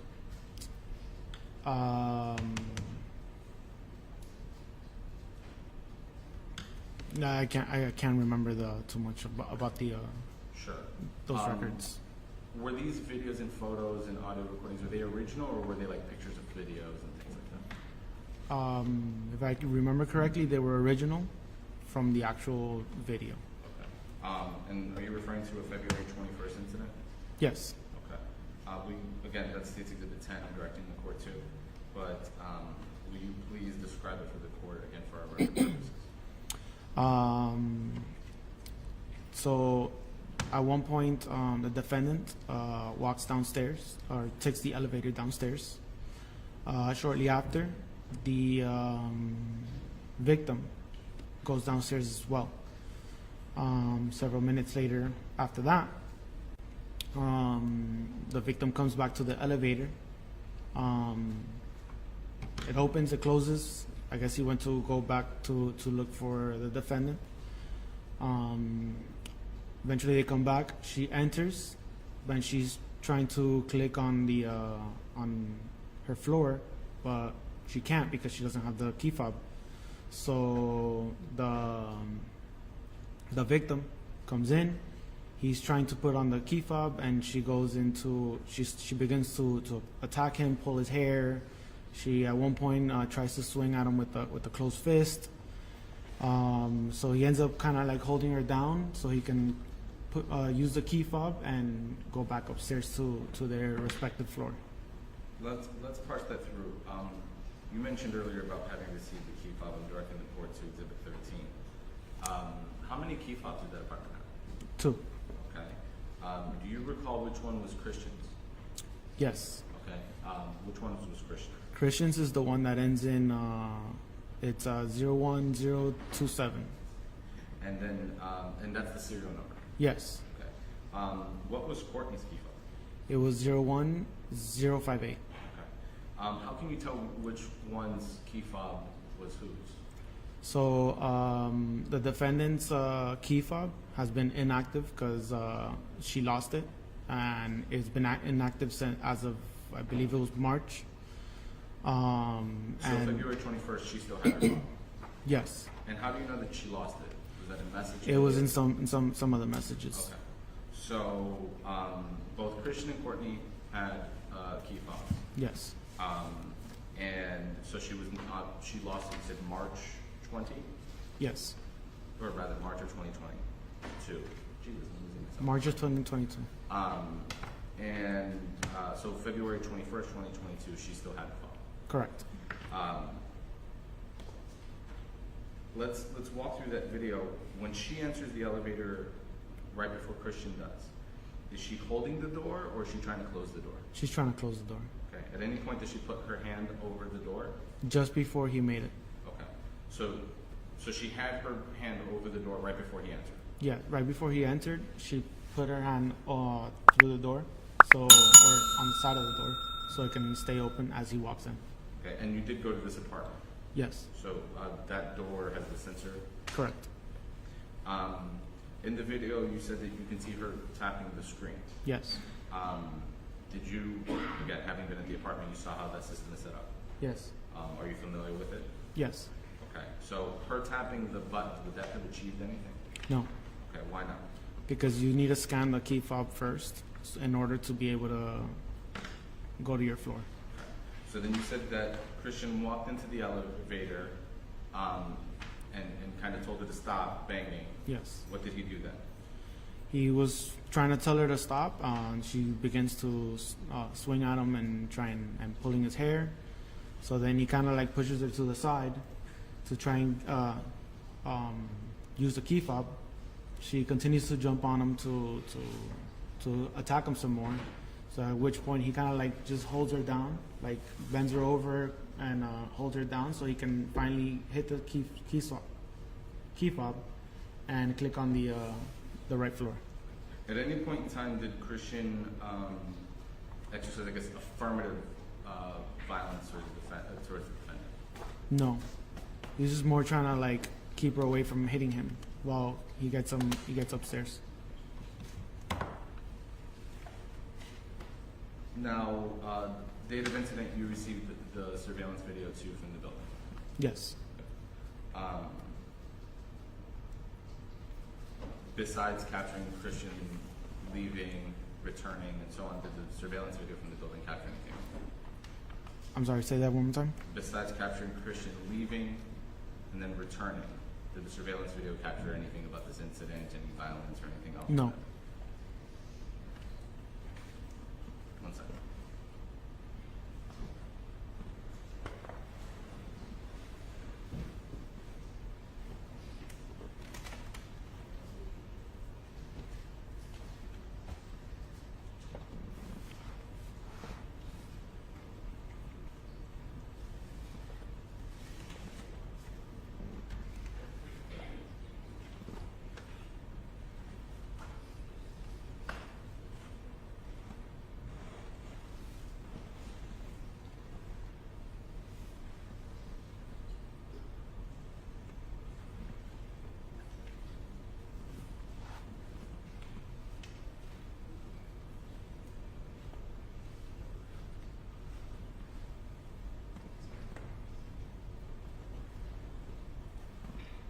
Your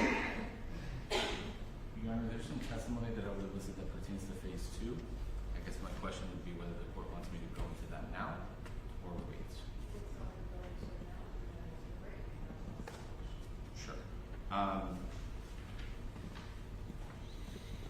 At some point in time, we mentioned how the initial impression, date of incident, was that it was a possible self-defense, and for the last 45 minutes or so, we've been discussing all the subsequent investigative steps. Yes. Did these subsequent investigative steps change your outlook of this case? Yes. Okay. How did it change? It changed the fact that I learned that Christian was always the one trying to calm the situation down. Based off of the messages and everything, he was always the one that ends up getting hurt. And the defendant is just the one that's always unable to control herself and hurt him. As a result, did you apply for an arrest warrant? Yes. Was that Yes. directing the court to State's Exhibit 1? As a result of that arrest warrant, were efforts taken to locate Miss Clenney, excuse me? Yes. Who assisted in locating Miss Clenney? The marshals. Okay. Why were the United States Marshals asked to locate Miss Clenney? Because she was out of our jurisdiction Okay. Where was she? in Hawaii, Okay. Do you remember where in Hawaii? Hilo, Hawaii. Okay. Did as a result of her arrest, did you travel Yes. to Hawaii? Yes. How long did it take you to travel? It took me about 24 hours to get there. Okay. How many flights? 3. And actually, before we go too far down the drift, when you received the Bori lease records, did you receive a letter documenting the defendant's move out? Say that again? Did you, within that packet, was there documentation about the defendant moving out of the apartment? Yes. They were in the process of. Okay. Did the records document that she moved out April 28th? I don't remember. I'll just direct the court to the exhibit for the record 28th. So the defendant had moved out of Miami, was located in Hawaii. Because she was in Hawaii, actually, let me back that up. Do you know how she was located in Hawaii?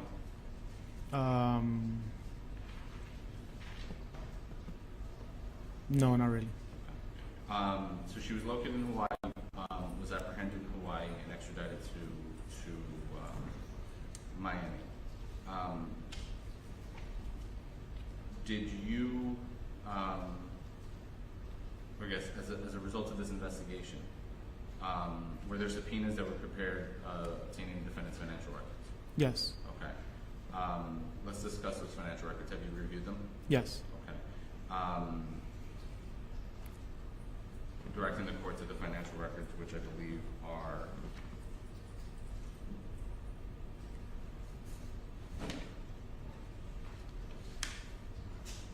State's Exhibits 29, 30, and 31. Did you at any point in time get a chance to review those records? Yes. Approximately how much, and then State's Exhibit 32 is Bank of America records. Did you get a chance to review those? Yes.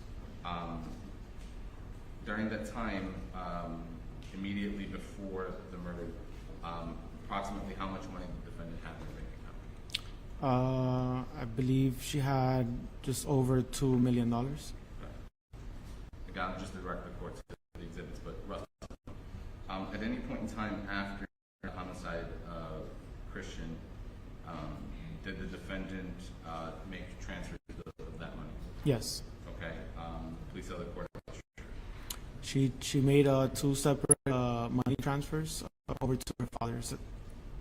And that was 9 days ago? Yes. Did she make any other transfers after that, if you recall? I don't recall.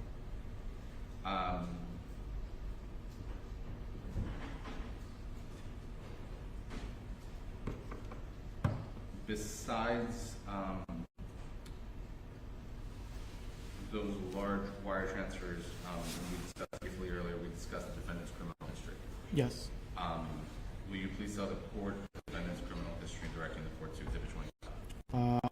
Well, she has the battery out of Las Vegas. Okay.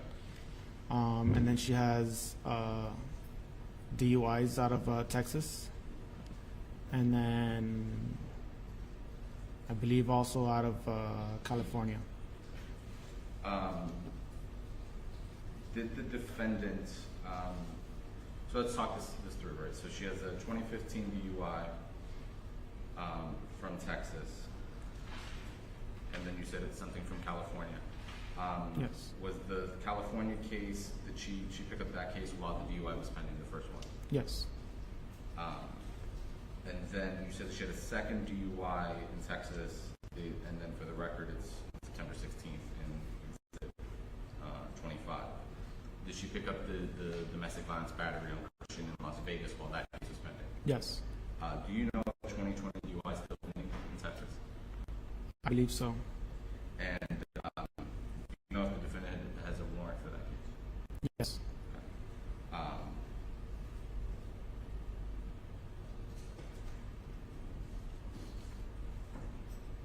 One second.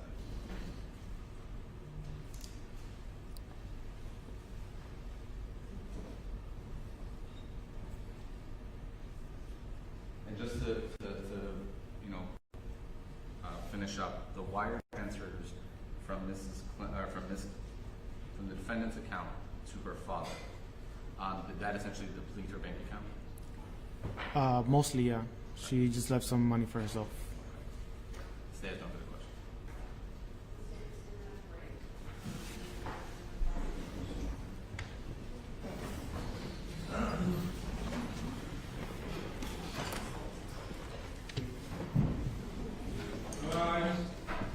Write your first and last name.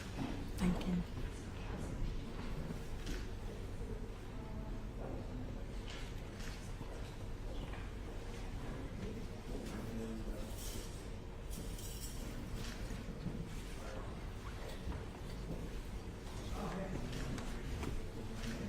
Thank you.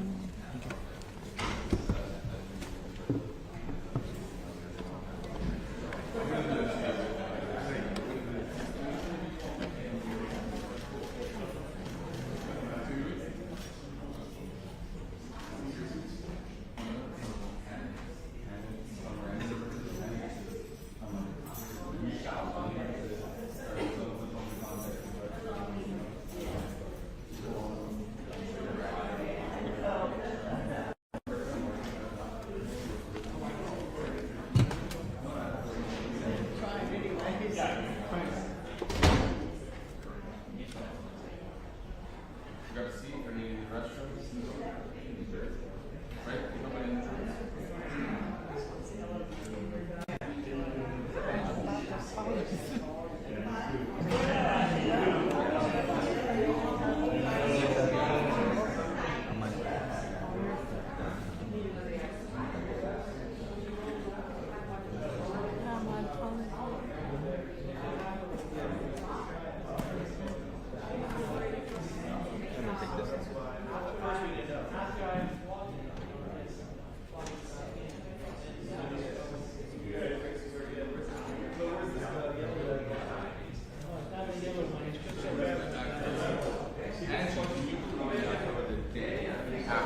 I'm not in Miami for longer than 24 hours.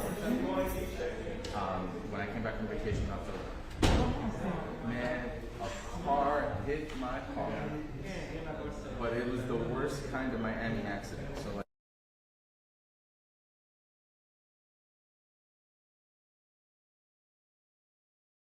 I'm right here. This car is stopped right there. For no reason. I don't know what he's doing. I'm just traveling, going somewhere. This motherfucker decided to make a left and hit you. And hit my tire. Thank God.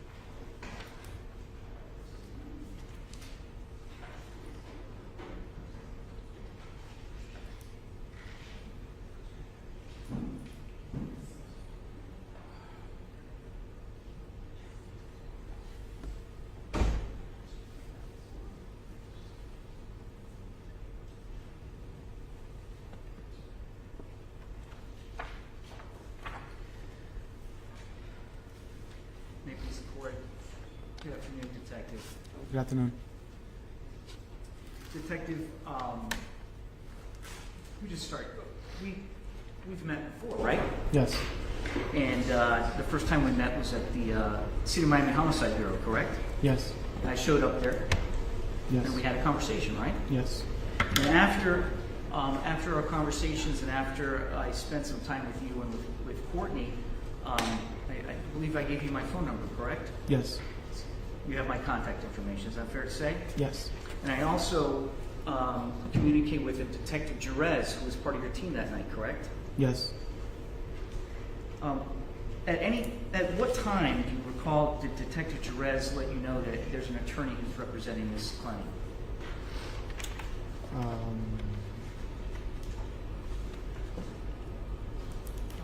It was later in the afternoon. Later in the afternoon? Yeah. And did she notify you by text or by phone call? When we spoke in the station. So she notified you orally, Yeah. verbally. Yeah.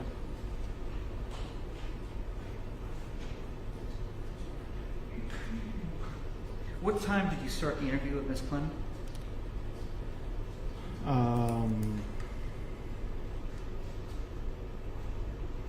I want to say like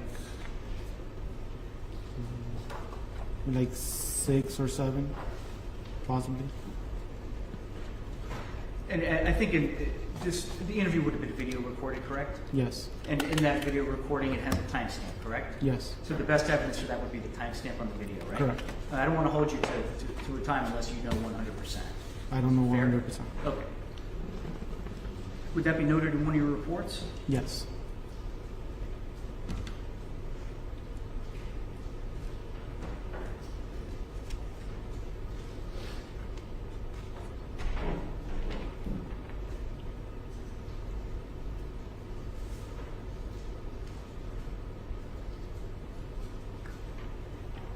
Now, when you started your interview of Ms. Clenney, you already knew that Mr. Murd3r was deceased, correct? Yes. You did not tell her that, correct? I did not. About how many times would you say she asked about how he was doing throughout the course of that interview? Several times. Several, more than 3, more than 5, less than 10? About 3 or 4 times. And what did you tell her every time that she was asking about how he's doing? That he was just at the hospital and they're still working on him. And so that's not the truth. That was a lie, correct? Correct.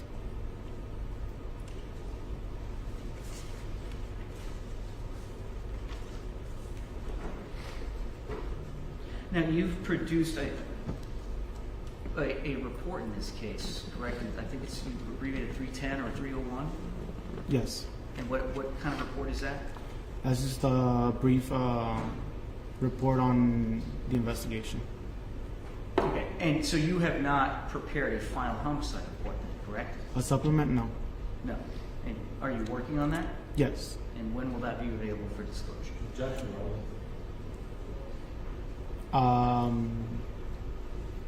When I, hopefully soon. Okay. And the contents of that report are going to be consistent with what you're saying here today, correct? Yes. And there's not going to be anything added or anything different, correct? No.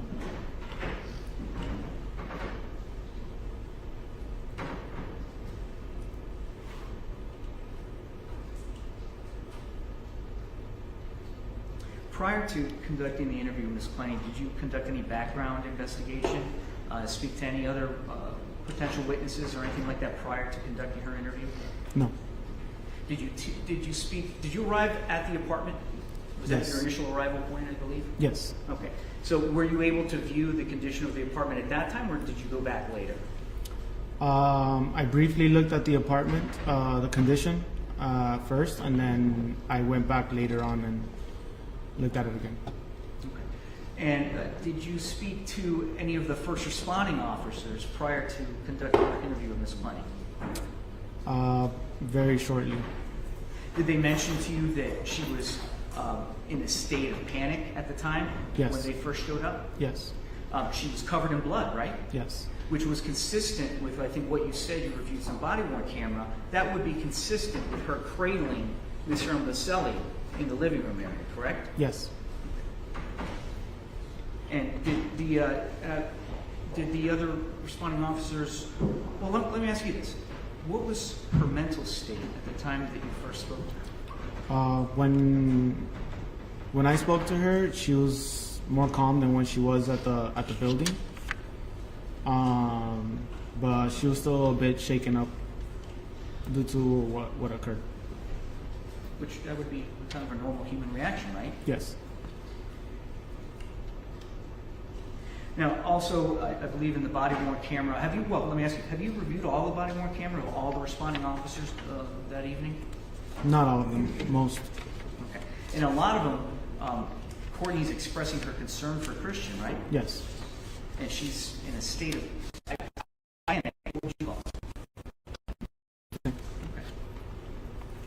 Again, and her dogs are running around the apartment barking. It's a very hectic scene, right? Yes.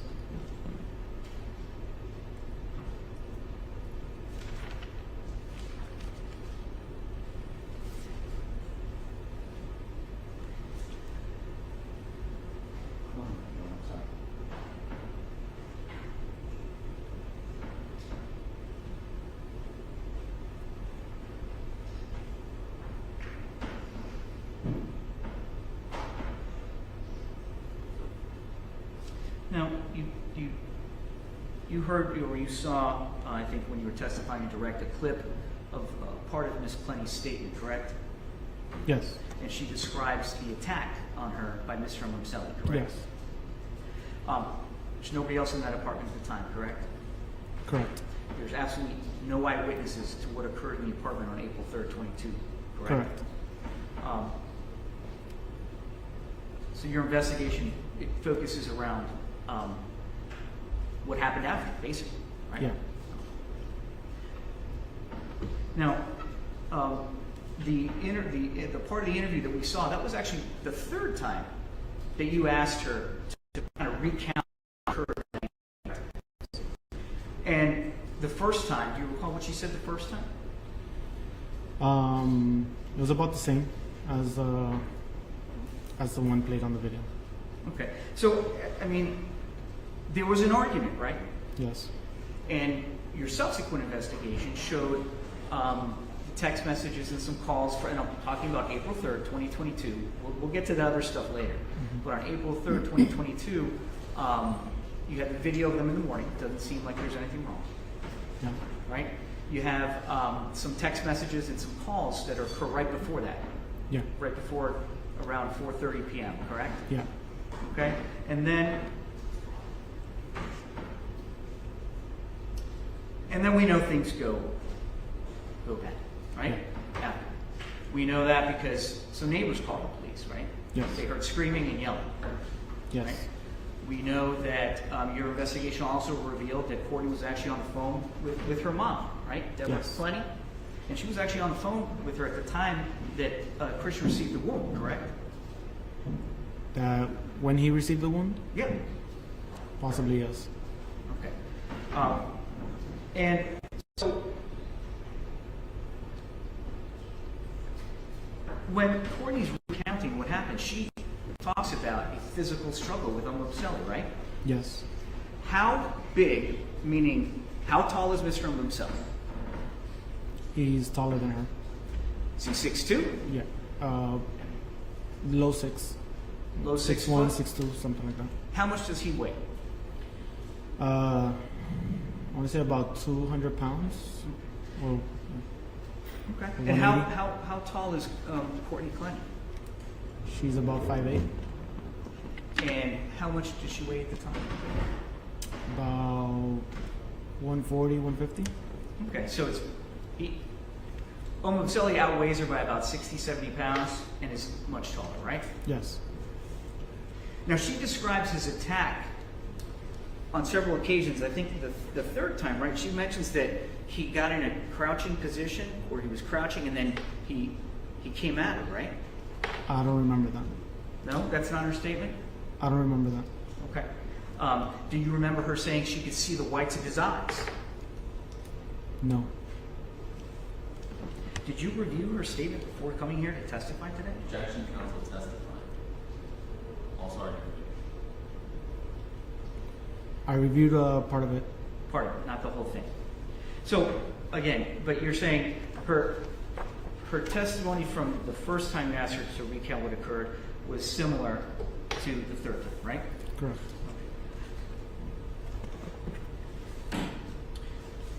In the arrest, did you author this arrest warrant? And I'm holding it up. It's been admitted into evidence, and Judge, procedurally, I would move to submit, try to move into evidence all defense exhibits which were previously provided to the court. And I believe I have no objection. defense exhibit A, I believe, was the arrest warrant. I don't have any evidence from the defense. Wait, I'm sorry, hold on. I misunderstood something. Can we approach that part?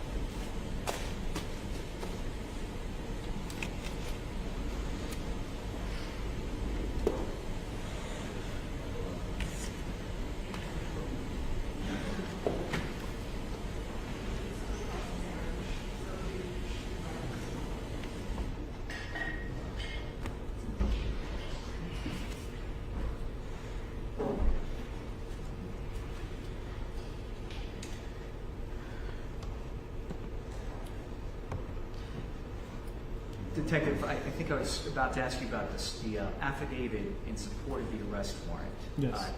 Did you author that? I did not. You didn't author No. the arrest warrant in this matter? No. Did you sign it? I did.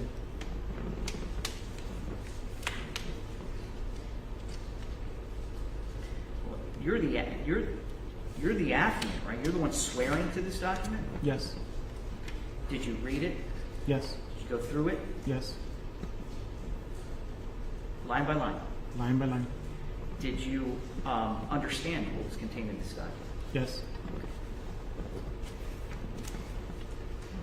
Let's go through the mischaracterizations of the evidence that are contained in this. I believe the first one.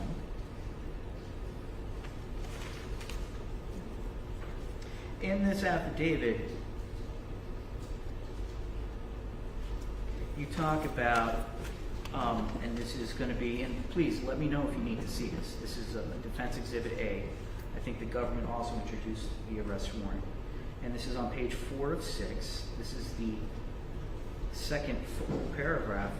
You stated, in her explanation to the police regarding the content of the phone calls that day, D. Clenney, which is Deborah, did not say she discussed the incident with the defendant.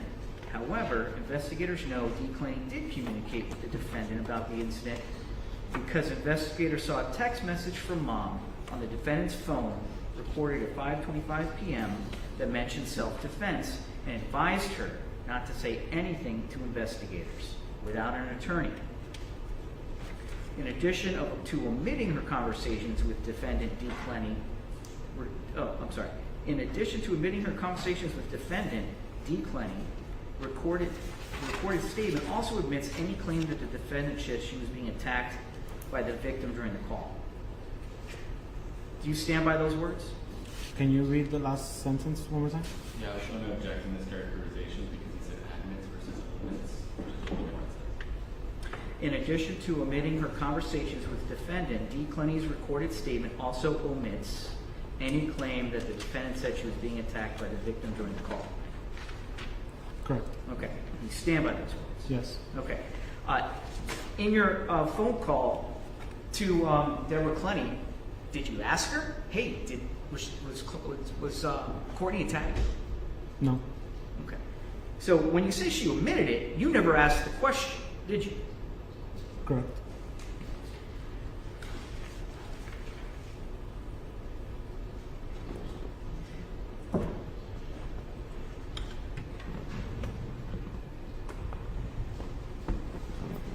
You also, in this paragraph that I read, you indicated that D. Clenney, meaning Courtney's mom, did not communicate, or the investigator, that Deborah Clenney did not say she discussed the incident with the defendant, meaning the attack, right? Correct. Okay. You didn't ask her about that, did you? Did you say, hey, did Courtney tell you about the attack? No. No, you didn't ask her that, right? So any omission is because she didn't volunteer it, correct? Correct.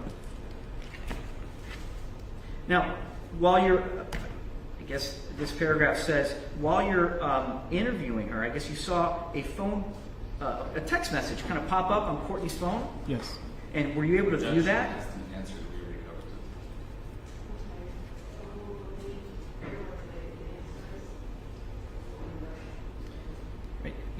covered. A text message popped up on the phone, and I guess you're saying this mentions, and it mentioned self-defense?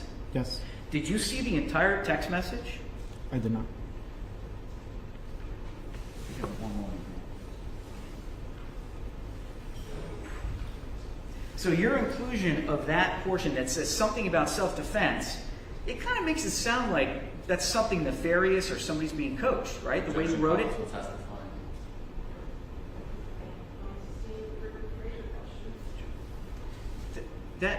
These are your words that you adopted, right? It kind of makes it sound like there's a cover-up, right? Yes. And you put these words in here without seeing the full and complete text message, correct? Yes. Now, on the screen here, I think it's the Defense Exhibit C, right? This is the complete text message. At 4:04 p.m., which would be Texas time, so that would be 5:04 p.m., okay, Miami time. Please tell me what's happening. This is from Deborah to Courtney, my sunshine. Please tell me what's happening. You have to call me, exclamation point. Even though it was self-defense, don't say anything with the police without getting a lawyer first. Call me, please. It's very important. Even though it was self-defense, you cannot say anything without an attorney, exclamation point. Innocent people get in trouble all the time. Right? That's the complete message. And this is a mother, right, that's in another state. Right? Objection, counsel testifying, no question pending, both to everything that we just said and now. Sure. Do you know where Miss Clenney was? Meaning Deborah Clenney on the date of April 3rd, 2022? Yes. And where was she? Texas. And where was Courtney? In Miami. Okay. So, what seems clear to me, and correct me if I'm wrong, but it appears that Miss Deborah Clenney was unable to contact her daughter at least between 5:04 p.m. Miami time, and then even going into the late night of 10:46 p.m. There's no responses, right, by Courtney? Correct. So this could be a very concerned mother, correct? Yes. Okay. And Deborah was on the phone with Courtney listening to the argument that night, right? Yes. And I believe she told you that when you interviewed Miss Clenney, Deborah Clenney, that she could hear Christian yelling.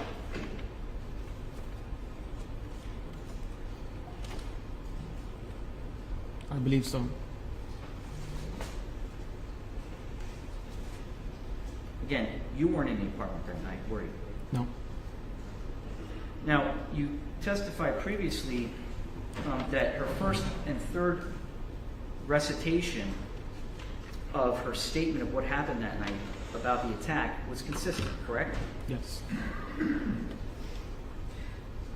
This is page 4 of 6 of the arrest warrant whose language you adopted. Actually, you know what? Let me stop you there.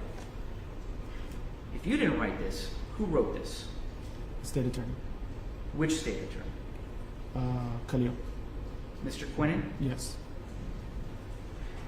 Now, in this paragraph, which is the third full paragraph, again, page 4 of 6, you say, although the defendant admitted to having caused the victim's injury in her post-Miranda recorded statement, she also provided several inconsistent accounts about the incident. Now, you just testified that at least the 2 of the 3 are consistent, right? Mostly. So this could be perceived to be a little bit misleading then, correct? No.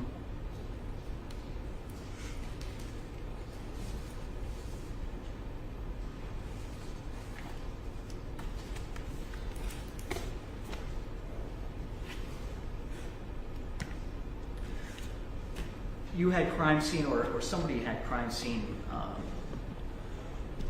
respond to the homicide bureau, correct? Yes. And I think I may have been there when they came to photograph her. I can't remember. I can't remember either. Yeah, It's neither here. but nor there. Sorry, I'll move on. So they came. One moment.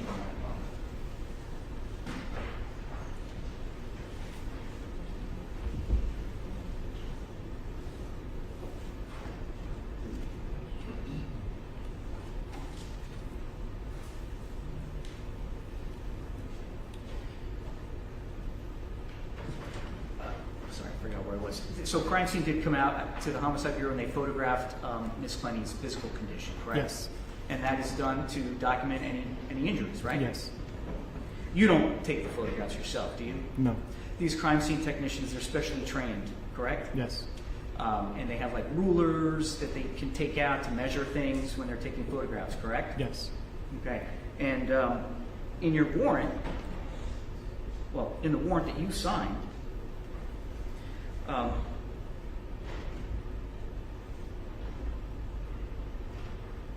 again, the last full paragraph, the defendant's physical body was documented on the date of the incident, and there were no injuries to her person to corroborate this account. Now, do you recall that being included in the warrant? Yes. Okay, and that's, for the record and for your honor, it's page 406. Now, on the screen, which is Defense Exhibit H, these are crime scene photos, are they not? Yes. And these are taken by your department, correct? Yes. And these was then provided to the state and then provided to the defense, right? Yes. Okay, on the left side of the screen, there seems to be a bruise on the inside of her right arm. Do you see that? Yes. Okay. Could that bruise be consistent with a physical altercation? At some point, yeah. Objection to proper opinion. Is that next?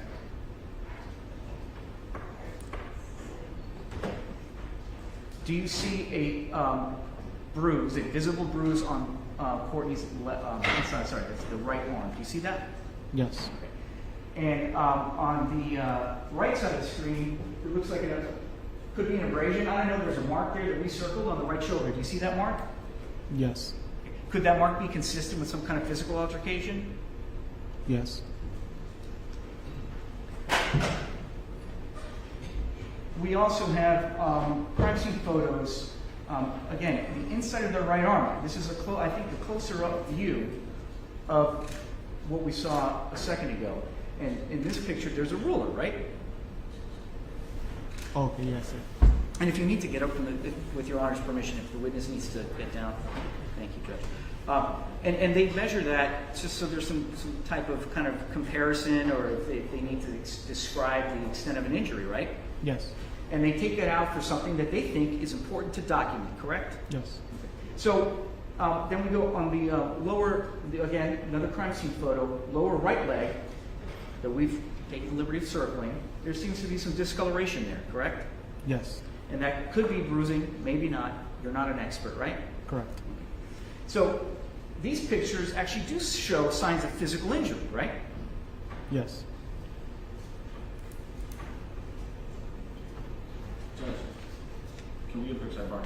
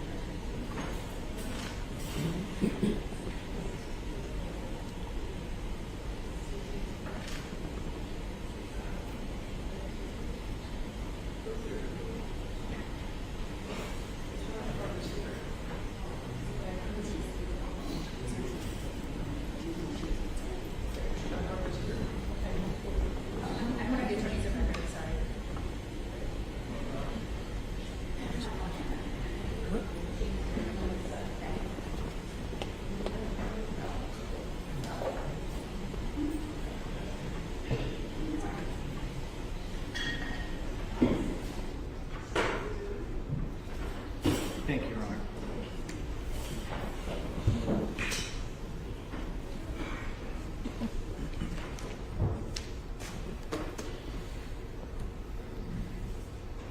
Now, Detective, on direct, you testified that the medical examiner said that basically throwing a knife from that distance in that manner couldn't have caused that wound. Is that basically a summary of what he told you? Yes. Okay. Are you a knife expert? No. Is the medical examiner a knife expert? I don't know.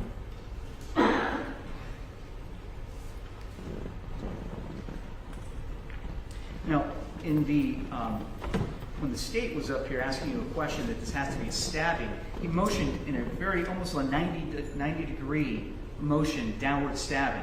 Do you remember that? Yes. Now, is what the government, the state attorney, was that gesture, is that accurate and consistent with what the medical examiner's report says? Yeah. Really? Yeah.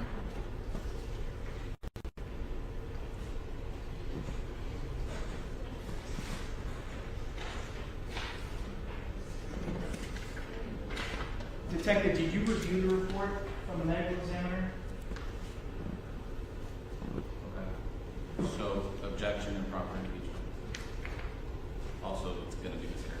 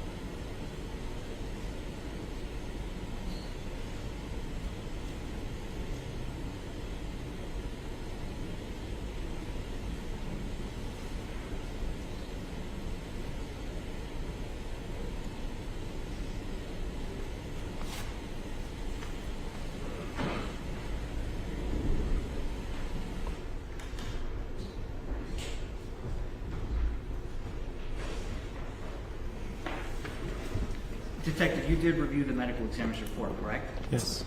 And his report indicates that it is a slight downward angle, correct? Yes.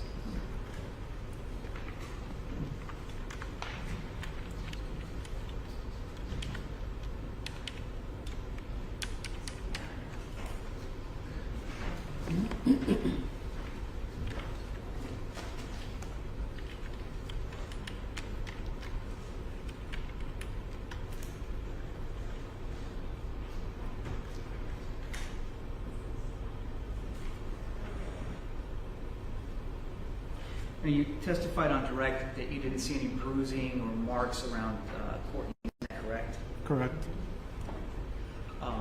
In her statement to you, she did mention that he grabbed her by the neck or had her up against the wall by the neck. Yes. And have you ever seen a particular situation where somebody could have their forearm up to somebody's neck, Yes. and that wouldn't necessarily cause bruising, would it? Objection, Judge, that's a speculation.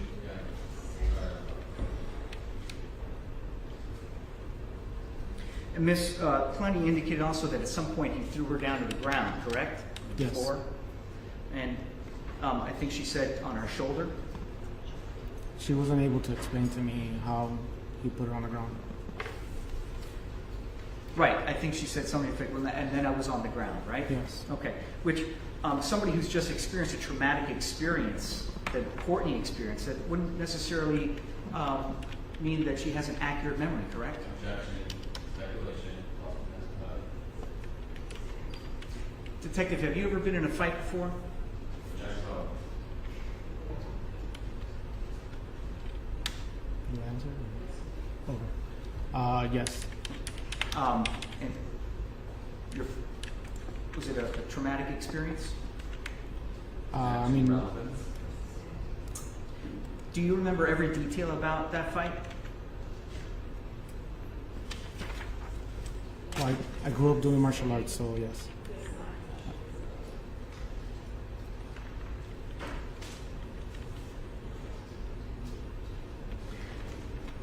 In Courtney's statement at one point, she said she was able to break free, correct?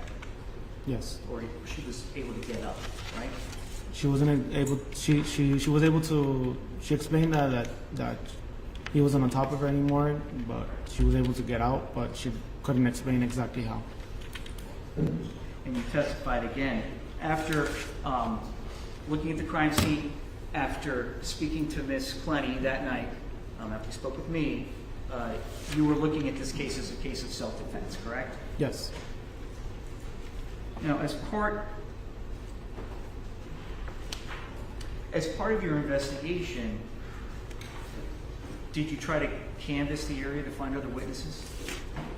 We attempted to contact other members of the building in the same hallway as well. And were you able to locate the witness that said he saw Christian hitting Courtney in the head prior to April 3rd, 2022? I could not find him. But you heard about that witness, correct? Yes. It was reported to you by somebody else, right? Yes.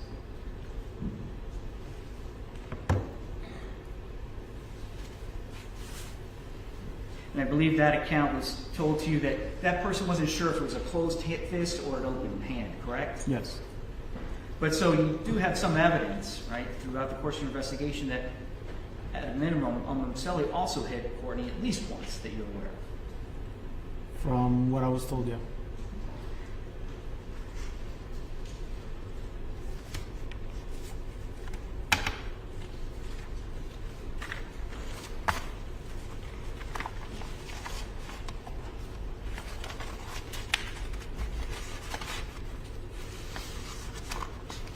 Did you also interview any witnesses, neighbors in this case? I attempted, but they refused to talk or be involved. When you say they refused to be involved, what do you mean?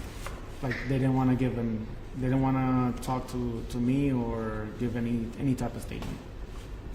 And that was all the neighbors in the building? Not in the building, but actually, hold on. I did speak to two gentlemen. Okay, you did speak to two witnesses, right? Yes. One whose initials are JS and another one's initials who are EB, correct? I can't remember right now.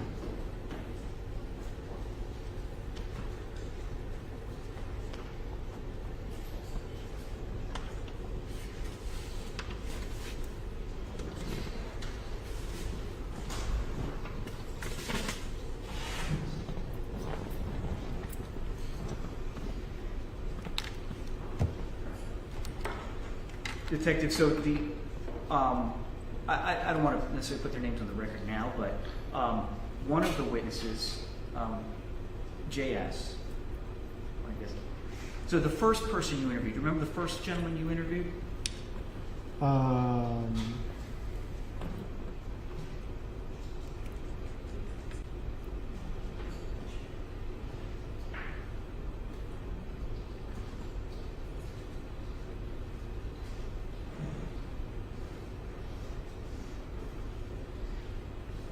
I don't want to play your whole interview. I have some excerpts that I'll play later for the court so we can move through this. But in substance, would you agree that that individual basically said he had seen incidents of, I think, Christian Moselli chasing or running around Courtney's car trying to gain entry? Do you remember that?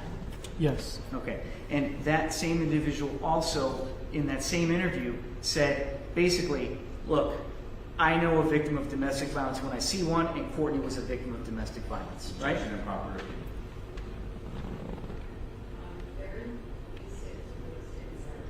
Correct. I mean, If that person's opinion is improper, and the way the university is improper as well. that interview, in your interview of that individual, he opined, and it was his opinion, right, that Courtney was a victim of domestic violence. Is that true? Yes. Now, you interviewed another gentleman. I think it was just right after that. Yeah. And that individual recounted the scene at the dog park, correct? Yes. And in that recounting of that scene, right, he talked about Christian grabbing her aggressively in the tricep area, correct? And he also told you that he stayed around and stayed behind in case something, quote unquote, went down, correct? Yes. Because he was concerned. Yes. And I think he also mentioned that Christian had his hands up her face, correct? I don't remember.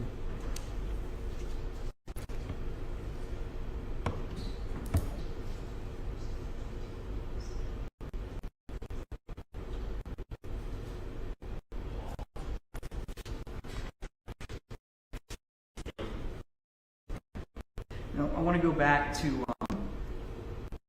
the phone interview that you had with Ms. Clenney, Deborah Clenney. Remember that? Yes. And actually, you never asked the questions about did you describe the attack and the stuff before. You remember that? Yes. And part of that is because I showed up at the homicide bureau, and that kind of ended the phone call, right? Yeah. Right? I mean, you were kind enough, you were very cordial with me, very professional with me, and you allowed me to come in, right? Yes. And that terminated your call with Ms. Clenney, right? Yeah. I mean, we were pretty much almost done with the call. Okay. And in that, you never called Ms. Clenney to follow up and do another interview to get more details? No. You never called her husband Kim to maybe follow up because you said he was on the line? You never followed up with him, right? No. You didn't call me and say, hey, can you talk to Deborah Clenney and have her make a statement to me? No.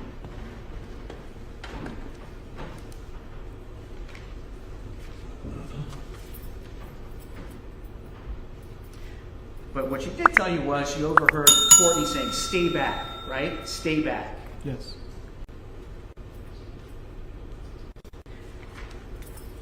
And then we know, based upon your cell phone analysis, right, that Courtney called 911 herself, right? Yes. And we heard it. She's there panicking, trying to get help, right? Yes. And again, when the first responder showed up, she was cradling Mr. Moselli in her arms, correct? Yes. Now, you also served well, let me ask you this. Did Courtney, during your interview, she was remorseful, right? Yes. Objection relevant. Right? She seemed remorseful and genuine with you, correct? Yes. Objection calls for credibility of the witness. That's right.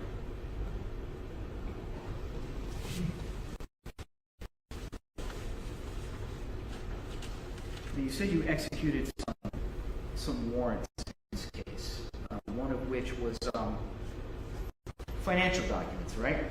Yes. And those financial documents were of Courtney? It was a subpoena, and yes, it was a court. Okay, and you got a response, right? Yes. And, did you serve a subpoena on Murd3r's bank accounts? No, Why not? no reason. Do you know how he was supporting himself? I don't recall. Objection relevance.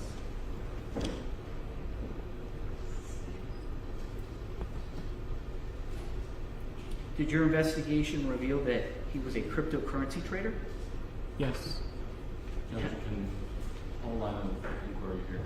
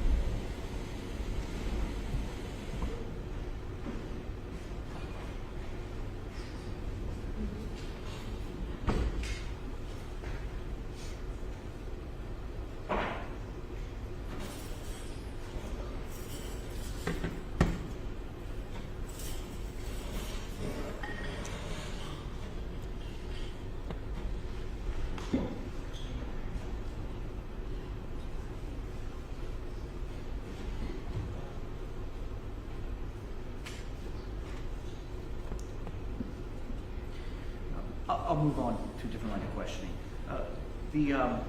You did serve a subpoena though on the building, Murd3r, correct? Yes. And as part of the documents you returned, you obtained a lease agreement, correct? Yes. And whose name is on that lease agreement for the apartment where this incident took place? The defendant. Courtney's name? Yes. Is Murd3r's name anywhere on that lease agreement? No. As part of you serving subpoenas on the bank accounts and financial records of Courtney, did you see the payments being made for rent? I can't remember. Do you have any evidence that Mr. Murd3r ever paid rent? Again, judge relevance is. I can explain the relevance, Judge. Did you find any evidence that Mr. Murd3r ever paid rent? No. Now, part of your investigation also revealed that the week prior to April 3rd, 2022, Ms. Clenney had to fly in from Texas to help Courtney get him out of the apartment, correct? Yes. And at some point, he was thrown out of the apartment, correct? Yes. And then he came back, right? Yes. So, during the time that he was out of the apartment when Ms. Clenney was there, do you know where he stayed? No. Did you interview any of the employees of the building that said he was living in a common area inside the building? Objection held. There's two questions within that one question. One of which is testifying. Did your investigation reveal at any point that Mr. Murd3r was staying in common areas within the Murd3r building?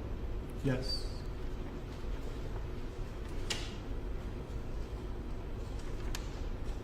Now you discussed the manner in which you get up to the apartment in the elevator. Is it fair to say that you have to have a key fob in order to get into a specific apartment? Yes. And that particular fob is programmed only for that particular floor or apartment, correct? Yes. And the elevator, when it opens up directly into the apartment, correct? Yes. So once somebody gains access to the elevator, activates the fob, the next stop is the apartment, Yes. right?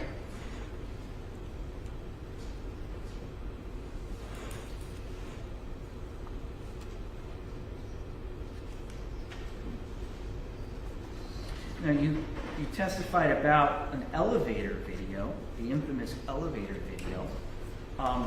Same objection as judge. You previously testified about the elevator. I understand. You previously testified about the elevator incident where you say Ms. Clenney was attacking Christian. Yes. Okay. You just have the video, right? Yes. What happened before they got in the elevator? We don't know, or I don't really recall what happened before. You don't know what happened before that elevator video, correct? Yes.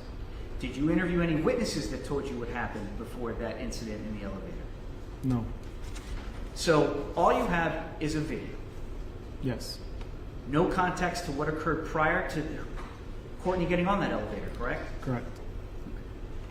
Now, she seemed pretty upset in that video, correct? Yes.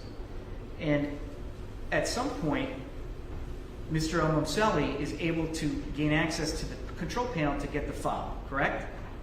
To use the fob, yeah. Right. And that fob would take him directly into the apartment, correct? Yes. So the only way to get Mr. Momseli not to go to that apartment would be to not allow him to use the fob, correct?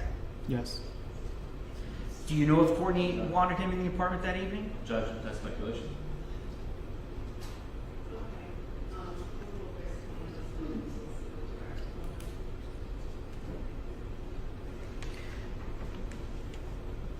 Again, that was about a month and a half prior to April 3rd, 2022? Yes. As part of your investigation, did you review body-worn camera footage of an incident that took place at the One Paraiso condominium April 1st, 2022? I did, but I don't remember what was on it. Would that video, if you can recall, would that video have depicted some officers responding to a domestic dispute? Yes. And in that video, do you recall Courtney explicitly saying, "I want a restraining order against Christian El-Momseli"? Yes. You didn't put that into any of your reports, did you? Not yet.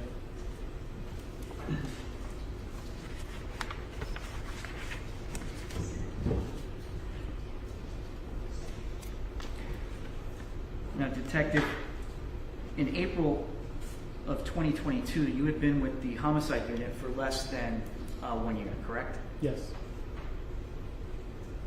Prior to that, what was your assignment? I was in robbery. And Detective prior robbery. to being a robbery, sorry, I cut you off. I didn't hear your response. You were a robbery detective and you were going to say something else. No, that was just it. Prior to being assigned to the robbery unit, where were you? I was in the problem-solving team. I was in the problem-solving team in Overtown. What? I'm not familiar. What is the problem That's solving? just a unit that proactively works on ongoing issues within the community. Okay. And prior to that, I'm going to guess you were on patrol street? Yes. Okay. In a marked unit? Yes. Okay. During the course of your experience while being a police officer, did you run into victims of domestic violence? Yes. Objection, violence.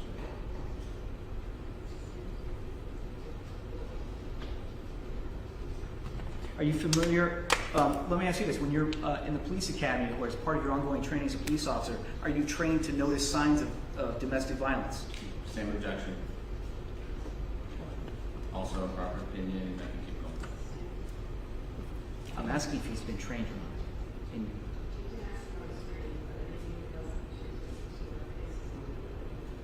I understand. Have you been trained on detecting signs of domestic violence? Yes. Are you trained about what they call the cycle of violence? Objection 702. Again,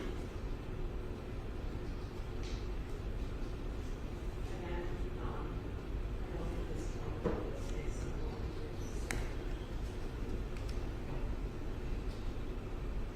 is As part of your investigation, you indicated that you also subpoenaed or obtained police reports from Las Vegas, Nevada, correct?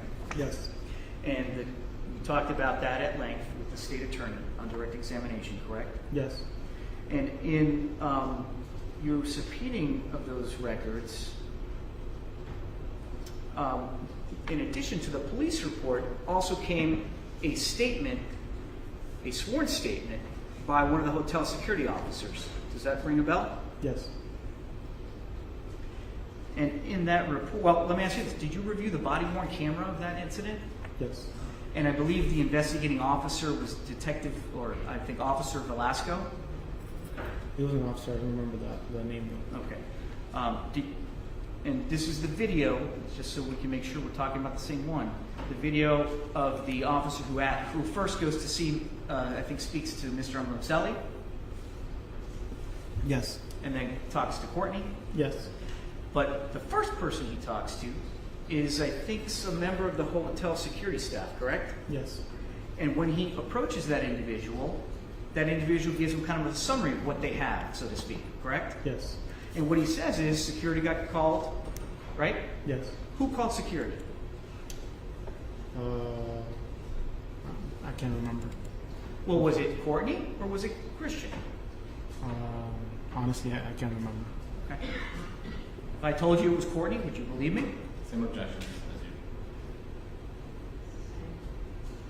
So you don't recall? I don't. Well, we'll play it for you, or not for you, but we'll play it later. Okay. So do you recall that person telling you that his security people came into the hotel room and noticed clumps of Courtney's hair on the floor? Yes.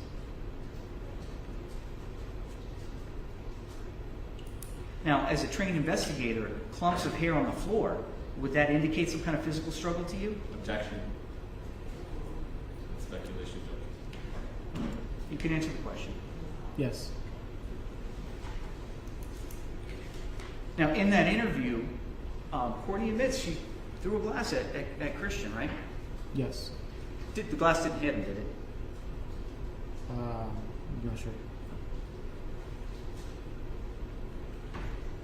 Also in that video, Courtney tells the officer right before she's being arrested that she didn't tell him the whole story, right? Yes. Because she didn't want Christian to get in trouble, right? Yes.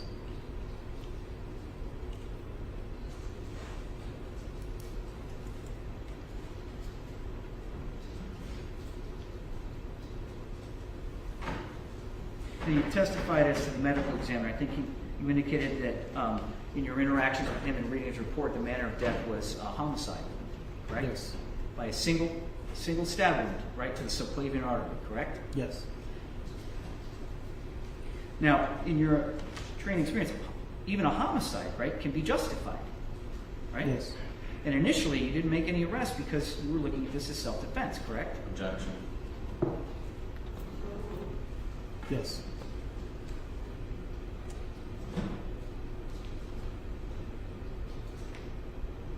Now, you talked about blood spatter and Droplets? droplets and pooling of blood, right? But you're not a blood spatter expert, correct? No. You were just recanting what's on the scene that you saw, right? Yes. And that the blood, as far as you're concerned, was consistent with somebody sustaining an injury and then walking around the apartment or running around the apartment, right? You don't have to look at the state. You can look at me when you answer the questions. Okay. relax. Okay. Just make sure that you're, he's asking the questions, the state will object, if they have an objection, I will move the words. If I will move the answer, and then we don't yes. Objection. Grounds. Several. 702, the state's direct. I mean, Right now, either. So is the blood that you saw at the scene, I'm not asking you for an expert opinion, but it's consistent with somebody walking or running around the apartment after sustaining an injury, correct? Yes. Now, do you know, again, you weren't there when the injury occurred, right? Correct.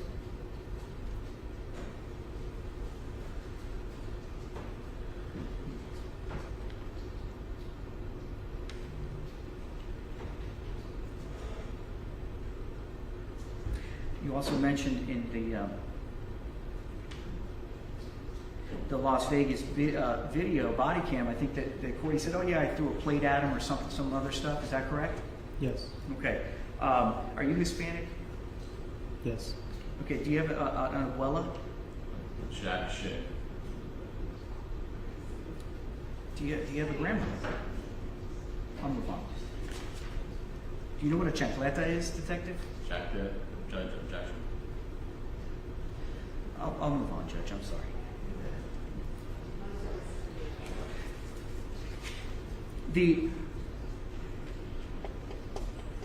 Now you also said you pulled Ms. Clenney's entire criminal history, correct?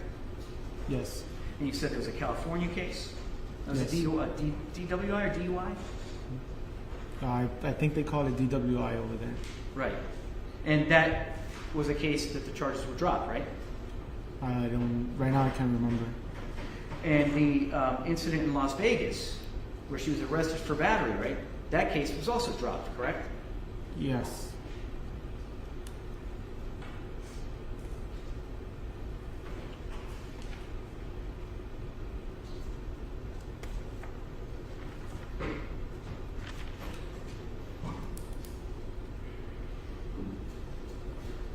You also testified that you did a cell phone extraction of Mr. Umbaselli's phone, correct? Yes. And you were capable to do that because Ms. Clenney gave you the passcode for that phone, right? Yes. She was cooperative with you during your investigation, correct? Yes. And in fact, I offered to be cooperative with you throughout the course of your investigation, correct? Yes. I'd call you every now and then just to follow up, right? Yes. Or I would text you, right? Yes. And I even said, hey, look, if something changes in your investigation, let me know, and we'll go to your office, surrender her, right? Yes.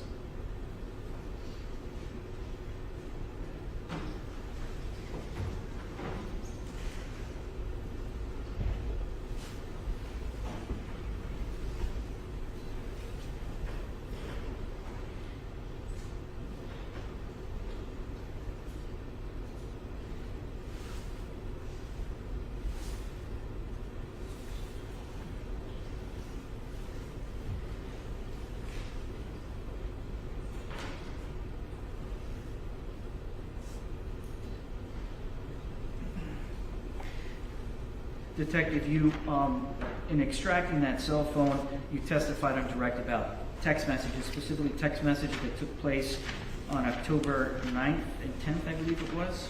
Do you recall those text messages? Yes.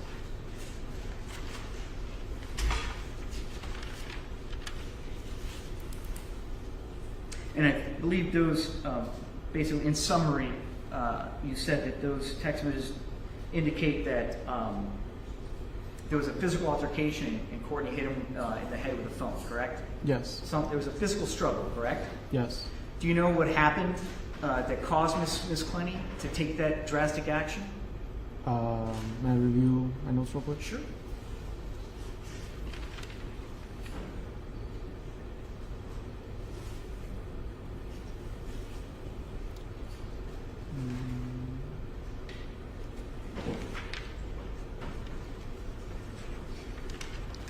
No, I don't remember right now. Okay.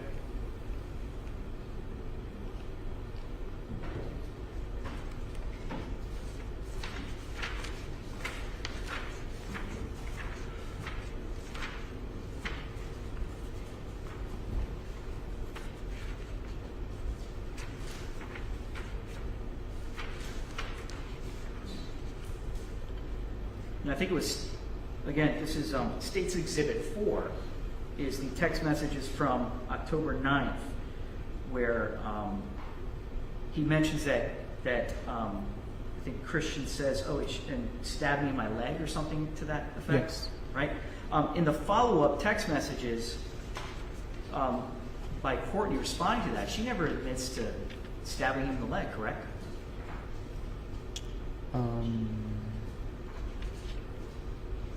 I would have to go back to the messages for that section. You don't remember? No, not right now. I mean, that would be something important, right? That you Yes. would have noted Yes. if she would make an admission of stabbing him previously, correct? Yes. Okay. Did you know that Christian would harm himself sometimes by cutting himself? No. You didn't know that? In your interview of Courtney, did she not disclose that to you? Objection. It's still not relevant, and the court has really before. Can you say it again? Did Miss Clenney, during the course of your interview with her, tell you that Christian would cut himself? I remember that she said that he tried to hurt himself at one point, but I don't remember to what extent. Okay. Now, the text messages on State's Exhibit 4, which I have up on the screen. Do you remember this text message, which came hours later, after Christian describes being hit with a phone? Do you remember Courtney's response? It looks like 4:34 a.m., whatever time that was. I think this is in Las Vegas. Do you remember, if you decide to get, this is Courtney, if you decide to get security, call, I will let them know exactly what happened. What's the question? Do you Oh, recall if I this? remember that? Yeah. So is it fair to say that these texts don't say exactly what happened? No. And it appears to me Courtney's not afraid of telling somebody exactly what happened, right? That's her text? Correct. Now, you also have text messages from January 30th, which you went through with the state that talk about where he actually goes to the hospital and receives stitches, right? Yes. And he's cut across, his chin and I think you said his cheek, correct? Yes. Now, I think that was an argument over some text messages, right? Yes. Again, we don't know what happened in phone calls, perhaps, prior to the text messages. No. We don't know what conversations they may have had, correct? No. All we have is these texts, right? Yes.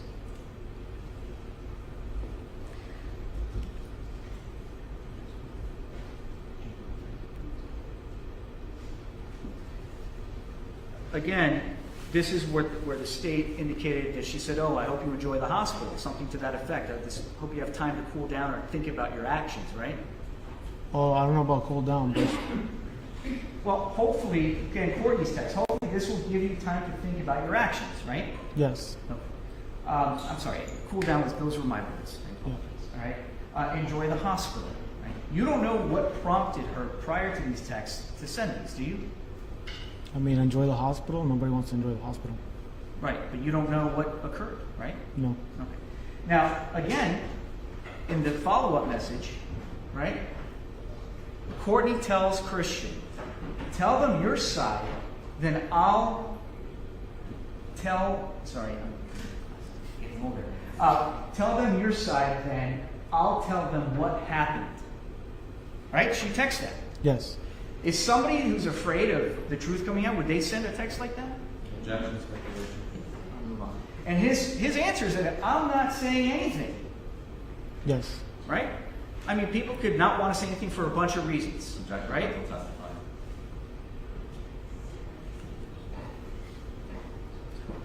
One of which could be that Christian doesn't want the truth to come out, correct? Objection, speculation, counsel testifying.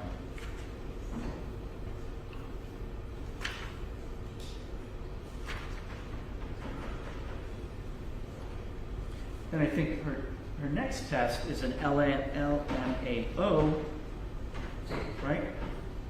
And then followed by you should, meaning she's asking him to tell whoever what happened, right? Objection, speculation, best evidence, counsel testifying. Can you repeat it? I'm saying after the LMAO, her text says you should, meaning you should tell somebody what happened, right? Yes. I mean, that's the logical reading of this, right? I'm not making this up. Objection, counsel testifying. I just want to ask the court to direct counsel to stick to the ground.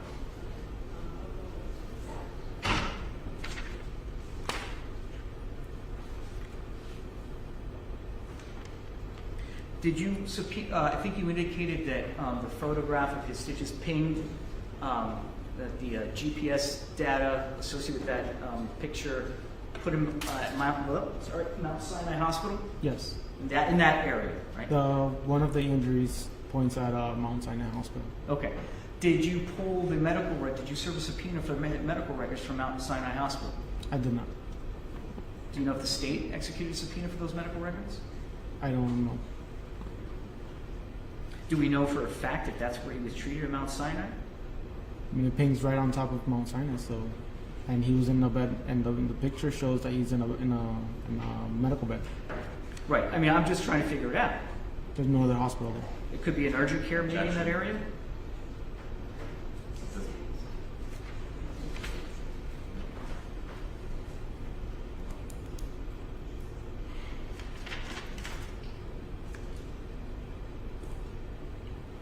Now, you mentioned in those photos that Christian has raccoon eyes. Yes. And what is that to you? Dark circles in his eyes? Yes. Doesn't necessarily mean he was punched in the eye, does it? Well, compared to Objection, speculation. Well, he already has a laceration to the bottom of the lip and injuries to his face, so it's consistent with getting hit multiple times and also slashed in the face. All right, detective, you can't say one way or the other whether those dark circles are from a physical contact or maybe he hadn't slept for a long time, right? Definitely not that he hasn't slept in a long time. They're definitely injuries. Do you know that Christian and Courtney were up at all times of the night? I mean, they were living kind of a party lifestyle, wouldn't you agree? Objection.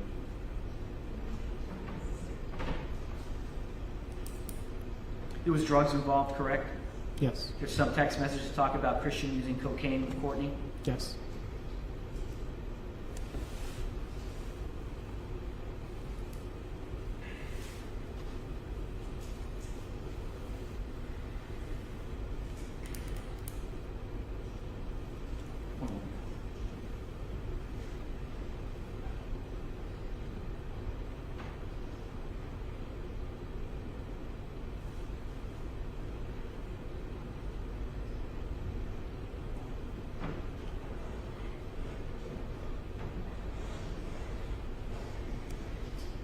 Detective, as part of crime scene responding to the apartment where this incident occurred, they also photographed certain items that had some type of evidentiary value, correct?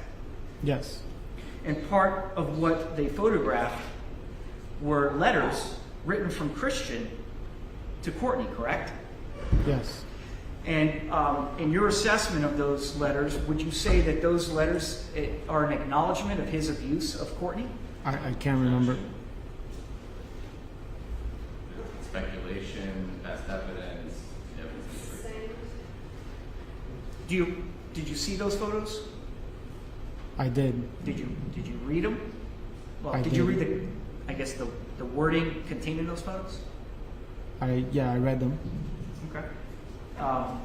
If you look up on the screen, Defendant's Exhibit E, looks like this letter was torn up at some point. But is this what I'm talking about? The photographs of the letters? Yes. And there's highlighted sections in there, correct? several objections from the overseer.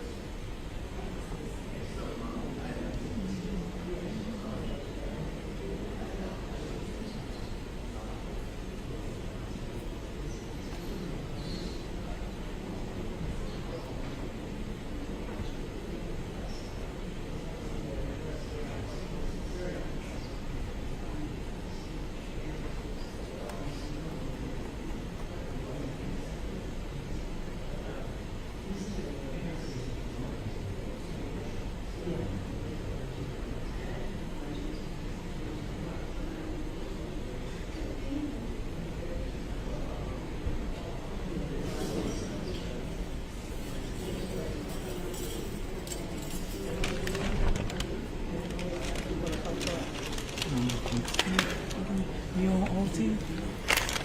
Yep. This your day? No, that's your Thursday. So, since you stayed.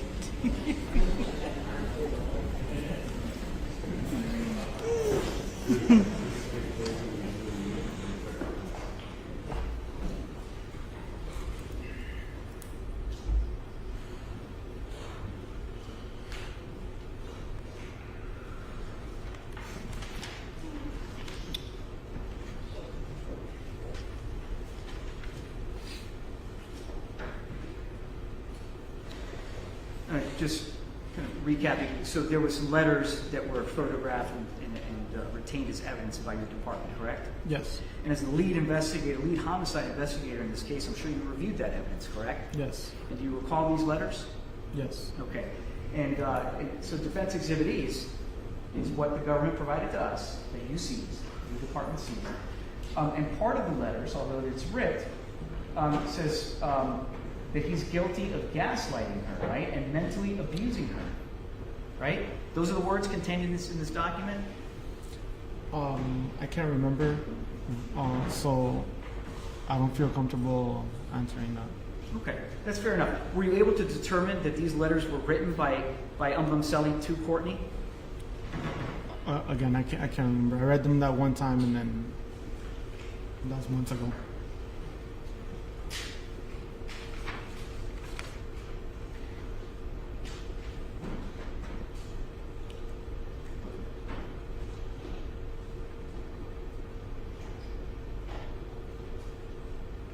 I'll move on. The court has these. The witness indicated he has no memory, so I'll move on, Judge. I apologize.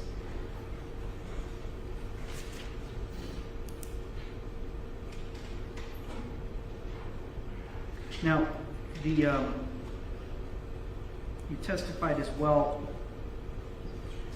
as to some recordings that were made by Selly, where Courtney can be heard screaming, right?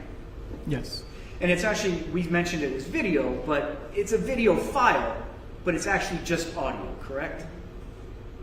No, I think Except for one that's in the lobby. I think they're all video. Well, they're video files, but there's actually no video because the phone is secreted on... Well, if you watch carefully, at one point he does take out the phone, and then you can see the defendant on the floor screaming. Okay, the point of it is, the bulk of it is just audio, right? Okay, yes. Okay. Now, the person who recorded that is who? The victim. Mr. Selly, right? Yes. He knows he's being recorded, right? Yes. If you know you're being recorded, you're going to say kind of, what you want to say, right? Judge, I'll speculate. That person has an advantage to know they're being recorded, correct? Yes. You don't know what happened before that recording took place. No. You don't know what happened after that recording took place. No. And that's true for the several recordings that are part of the evidence in this case, right? Yes.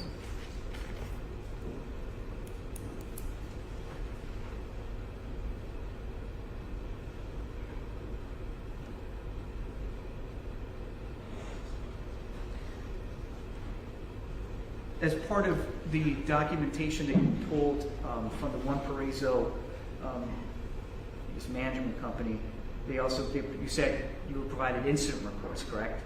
Say that again? The One Paraiso subpoena returned a bunch of incident reports, correct? Yes. And you said there was like a lot of them, right? Yes. Those are not your words, those are mine, but there was a lot, right? Yes. Too many, I think you said. Too many. Right?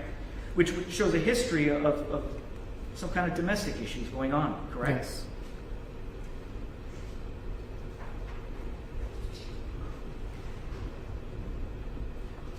And one of those, again, was the body-worn camera from April 1st, 2022, correct? Yes. And where Courtney asked for a restraining order, correct? Yes. And in that same video, right, one of the officers asks her if he's been violent with her in the past, correct? I can't remember. Okay, well, we'll move on. It's been admitted as an exhibit for the portrait. Now, you mentioned something about Christian's fob was 01027 and Courtney's fob was 01058, is that correct? Yes. And at some point, clearly, I think you testified that her fob became inactive in March of 2022, correct? Yes. Okay. You don't know when she lost that fob, do you? No. Now, the day of the elevator video, you don't know if she had her fob on her, correct? Correct. She might have left it upstairs, correct? Yes.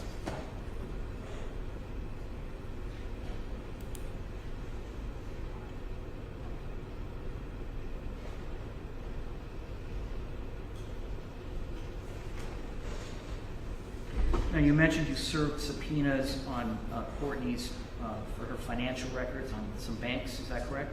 Yes. Now, I think you testified it was $2 million. Yeah, just Is it over 2 million.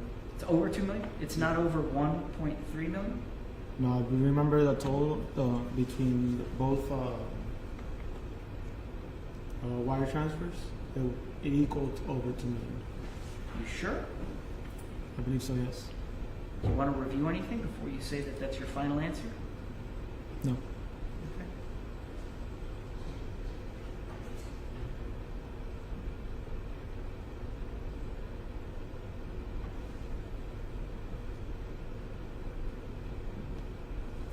Now, the state talks about your efforts to locate Ms. Clenney, Yes. right? You were testifying about those efforts? Yes. Right. You actually traveled to Hawaii, right? When you found out she was there? Yes. So you got a free trip to Hawaii. Yes. Paid for, the city of Miami paid for that, right? Yes. Judge, So, before you decided to fly to Hawaii to effectuate the arrest of Ms. Clenney, did you lose your phone? No. So you had my contact information, correct? Yes. You never called me and said, "Hey, Frank, you know what? Things have changed, and we want to surrender Ms. Clenney," right? objection relevant. Say that again. You never called me and said, "Hey, listen, things have changed. Bring in your client." No. No?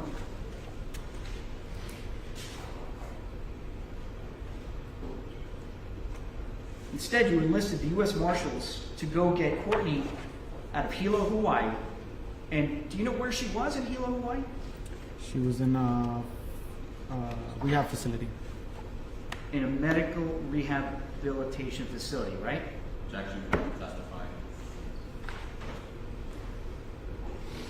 She didn't flee to Hawaii, correct? Objection. Actually, you know what? I will withdraw. Yes. I mean, what was the question? Sorry. Did you think she fled to Hawaii? No. She was there to get help, right? Yes. Did you speak with her Yes. when you were in Hawaii? Yes. Did you tell her that you thought your investigation was closed? You're under oath, detective. If I thought that she was on the Did you tell her that this case had been closed by you? that I was closed? Yes, sir. No.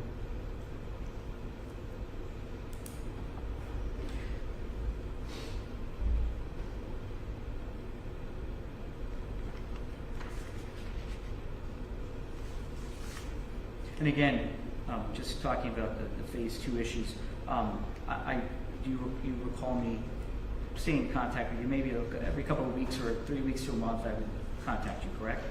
Yes. Judge. Now,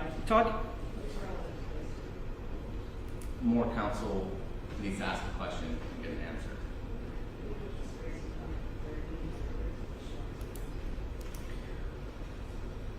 Now, in reviewing the financial records, right, you're just reviewing the documents, correct? Yes. Do you know why she transferred those monies into her father's account? No.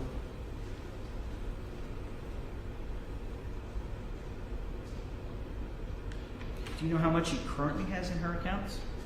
Right now, no. Yes. Right now, no. At the when you got the subpoena returned, when was that?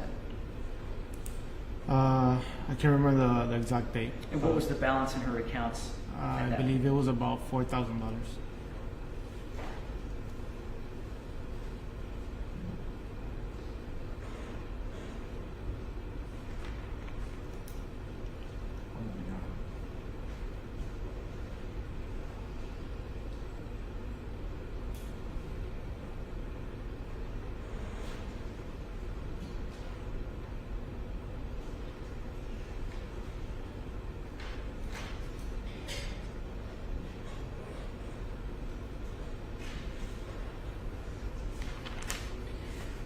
further questions. Thank you, Detective.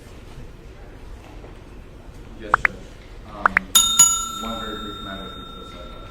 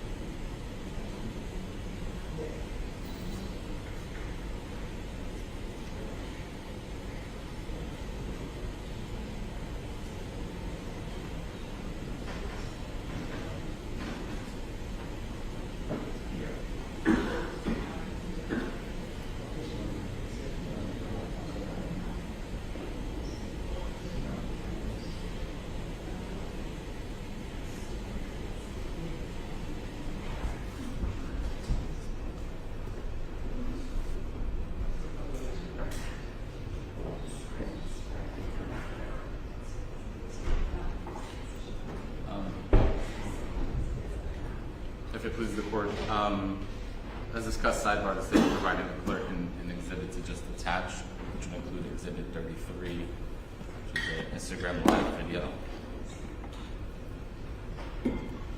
Detective, I want to pick up a little bit where Mr. Prieto left off, and he discussed with you about not contacting him when a decision to arrest was made.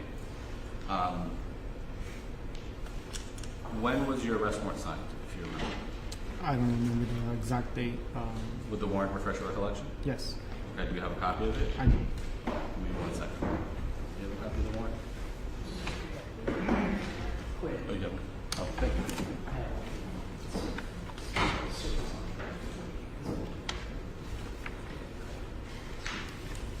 Detective, I'm giving you the last page of the warrant. When was that warrant signed? August 4th, Okay. 2022. You remember when the defendant was arrested? Yeah, it was like a week later. Okay. This warrant was obtained under seal. Do you recall that? Yes. Okay. Do you recall why it was obtained under seal? So no hints would be given to the defendant, and then they would flee again, or flee anywhere else. Okay, so you said flee again, or anywhere else. Yes. So I want to parse that out because Mr. Prieto asked you the question. Counsel's testifying. Mr. Prieto on cross-examination asked you the question, did you believe the defendant fled to Hawaii? Your initial answer was yes. He then asked you again in a different way. You said no, and then he asked you about rehab. So I want to redirect you as to that conversation. Okay. In the context of the defendant being in a rehab facility, you don't have any reason to doubt that she was there for some kind of help. Correct. Okay. Do you agree that it's simultaneously true that she could have fled there? Possibly, yes. Okay. Was that a concern and why you did not contact Mr. Prieto? Yes. You've been in homicide and robbery Yes. units. You would agree that those units are highly investigated? Yes. In the context of those investigative units, does the city of Miami do everything by themselves, or do they rely on the prosecutor's office? We rely on prosecutors as well. And that's true for review of search warrants, subpoenas, and particularly arrest warrants. Yes. Okay. So let's walk through that. In the nature of a homicide investigation, how many have you participated where there have been an arrest? Currently, I'm talking about participated, so if you No. assisted as robbery or anything else. oh, in robbery too?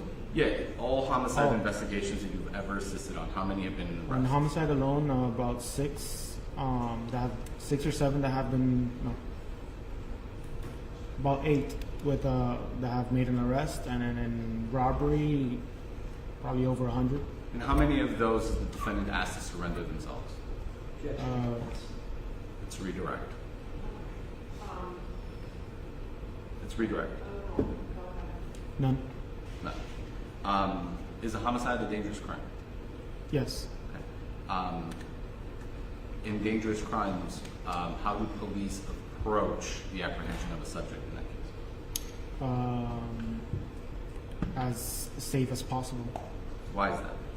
because a lot of the times they know that they're going to spend the rest of their life in jail, so they'll take any action to not go to jail. Mr. Prieto discussed with you regarding quote-unquote cooperating with the investigation. Do you recall that? Yes. Okay. In this case, you mentioned that you obtained cell phones and did search warrants on those. Yes. For Ms. Clenney, how many phones did you obtain? 2. Okay. How many warrants did you execute? 2. At any point in time, was the defense counsel contacted about the passwords to search those devices? No. They were not? At no point in time, the defense has offered or was contacted? No. In September of this year, the defense was not contacted for the bid. Did the defense ever provide the pen for the phone? No. Have you been able to enter her phone? No. What efforts have been expended in attempting to enter her phone? We have taken the phone to the Secret Service, and they have attempted to do what is called a brute force to be able to get into the phone.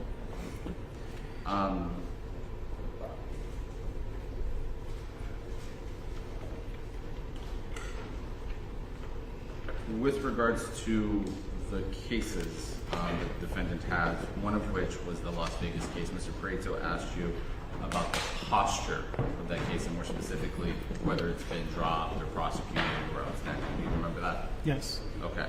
The Las Vegas case, you said it was dropped. Yes. The victim in that case and the sole witness was the victim in this case? Yes. And that's now a deceased person? Yes.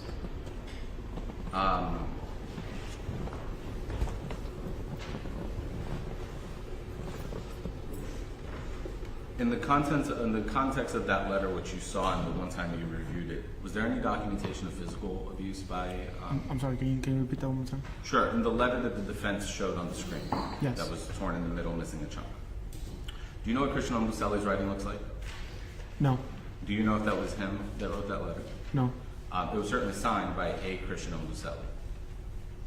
I can't remember if it was signed or not, but So you don't know if he wrote it. I don't. You don't know if the defendant wrote it. No. You don't know the context of that letter. That I remember, no. That letter itself did not document any incidents of physical abuse. I don't remember. Let's talk about some of the messages that Mr. Prieto discussed with you. He mentioned the October 9th, 10th, and 11th sequence of messages.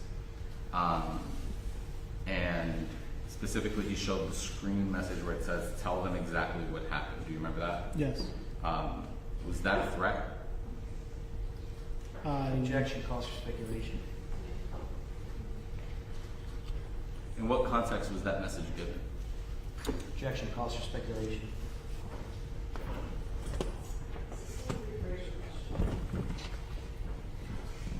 the message, tell them exactly what happened. What occurred immediately before that message and immediately after that message? I would have to see the messages. I can't really remember right now off the top of my head. Sure, I'll just direct it for it. The January 30th messages Mr. Prieto put on screen,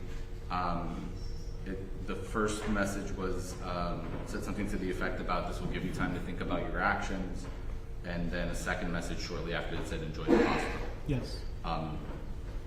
That was the first message. Think about your actions was the first message after that time break you were talking about earlier? Yes. Okay. So there was the argument that was documented over the overtime of the football game. Yes. There was a break in time. I'm not trying to offer anything, so tell me if I'm wrong here. I'm just trying to understand your testimony. There was the argument, time break, and then the first message was tell them, think about your actions and enjoy the hospital. Yes. Okay. The defendant, like Mr. Prieto showed on screen, wrote LMAO. What does LMAO mean? Laughing my ass off. Okay, so the defendant was mocking the victim. Objection calls for speculation.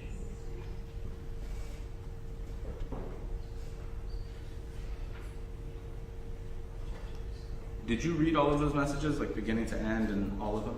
I did. Okay, so in the context of processing those messages in those contexts, Yes. is the defendant mocking the victim? Objection calls for speculation. You can opine. Yes. Mr. Prieto asked you about your ability to identify victims of domestic violence. So I want to talk about that. Victims of domestic violence, do they often cover for their abusers? Yes. Mr. Prieto even asked you about the Las Vegas incident where Ms. Clenney at the end said, well, I didn't tell you everything. Right? Yes. Okay. So is it uncommon for a victim of an aggravated battery to not tell the hospital what caused it to them? Objection, Judge. Redirecting.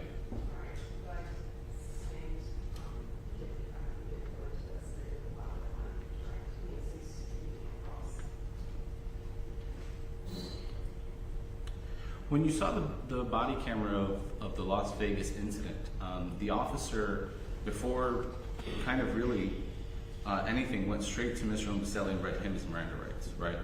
Yes. Okay. Is it uncommon for males to be perceived as the aggressor in domestic violence incidents? It's not uncommon. As a police officer yourself, is that often who you perceive to be the subject or the culpable party? Yes. Okay. Was that the case here? Yes. Such as in Las Vegas, where there was further investigation revealed the defendant was the aggressor, is that what happened here? Yes. And let's talk about how you got there. The arrest warrant. You said you've worked on 8 homicide cases. How many have been arrests in homicide cases? How many of those arrests were yours? 7 of them. Okay. And on those, how many did you apply for arrest warrants? Maybe 6 of those. In those contexts, is the state heavily involved in the writing of the arrest warrant? Say that again? Is the state heavily involved in the writing of an arrest warrant? Yes.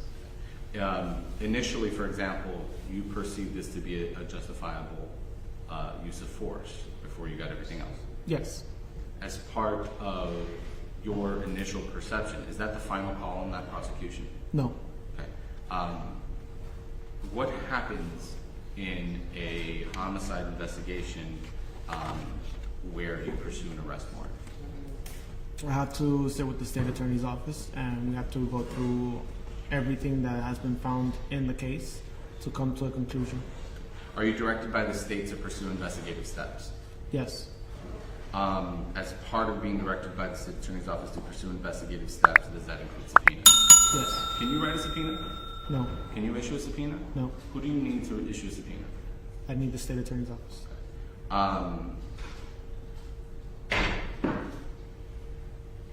Let's talk about Ms. Clenney's the defendant's statement to you. Mr. Prieto asked you, and essentially she outlined 3 iterations of the incident. Do you recall that? Yes. Okay. And he tried to focus in on the part of the warrant where it said that there was inconsistencies throughout. So I want to go through that. The defendant gives, iteration 1, 2, and 3. Yes. In iteration, for example, 2, did she give more or less details than in iteration 1? 2, she gave more. Okay. So even though she told you a story for statement 1, she told you a bigger, more sensational story, statement 2. Objection, Judge. I'm just... Counsel's testifying defense on that. Was the second statement, because you said it was more details, was it more or less sensational than statement 1? More. Okay. So, in that context, is her statement 1 consistent with her statement 2? No. Okay. Why not? Because she's adding more to the story. Okay. Why does it matter that she's adding more to the story? Because it helps us come to a better conclusion of what actually did occur, and it's filling in the gaps of the story. And then statement 3 was that last recap where she takes a moment and talks to herself, right? Yes. So let's process through that. That one, that third statement, was she speaking faster or slower than her 2 prior statements? I can't remember. Okay. Was she kind of rushing through it, or, I mean, what I'm trying to figure out is, did she give more details on statement 3 than statement 2? I want to say she was rushing through it because she was, I guess, getting annoyed that I kept asking her for the story again and again. Why did you keep asking her for the story over and over again? Because sometimes the more that we ask the story again, something clicks to mind and they remember a new detail. And so you weren't essentially trying to trip her up, you were just trying to get More trigger any information. memory. Okay. That third iteration, was it the same as 1 and 2? I can't really remember too well. I guess my point is, in every iteration, she told the story that she was grabbed by the neck, pushed against the wall, and then down. Got up, got a knife, and stabbed Christian. Yes. Or threw a knife at Christian. Yes. But each one of the 3 accounts were different. Yes. How we got there, I guess, was different. Yeah.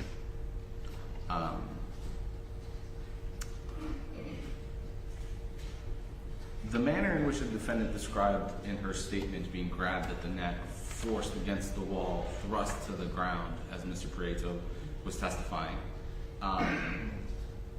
did you see any injuries on her that would corroborate any of it? No. We talked about the Instagram video ourselves, and Mr. Prieto showed a abrasion on her right shoulder, almost by the bra strap, and pressed like a circle on her wrists and her arms. Yes. In reviewing the Instagram video, did you see those bruises? Yes. So they predated the stabbing?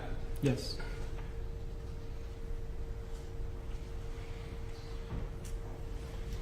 There were these neighbors that Mr. Prieto discussed, and they provided the statement that you interviewed. One talked about running around a car, and one talked about an incident at a dog park.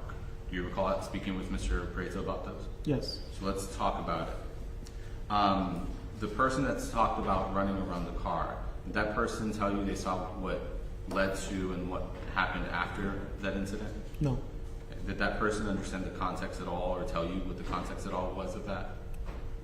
He assumed that he was trying to pull it out of the car. Okay. But he didn't tell you beginning, middle, end? No. Dog park incident. That individual, did he tell you beginning, middle, end in the context of the incident? No. So I asked you those questions in the lead up to the surveillance video from February 21st. An individual that would see part of that video, that would be an individual who would say Christian is striking Courtney. Yes. Without seeing the defendant walk into the elevator, holding the door, and then attacking him beforehand, they are lacking context? Yes. Okay. As part of the search of the apartment, documents with the victim's names were obtained. And I'm bringing that up in the context of Mr. Prieto talking about the lease and who was on the lease. Are you aware that Mr. Oluselli is listed as a permitted occupant of that apartment? Objection, reading. I'm asking if he's aware that is. You can answer. Yes. Okay. Is he a permitted person to enter? Would I be able to look at the? Yeah, you can look at if you have the lease.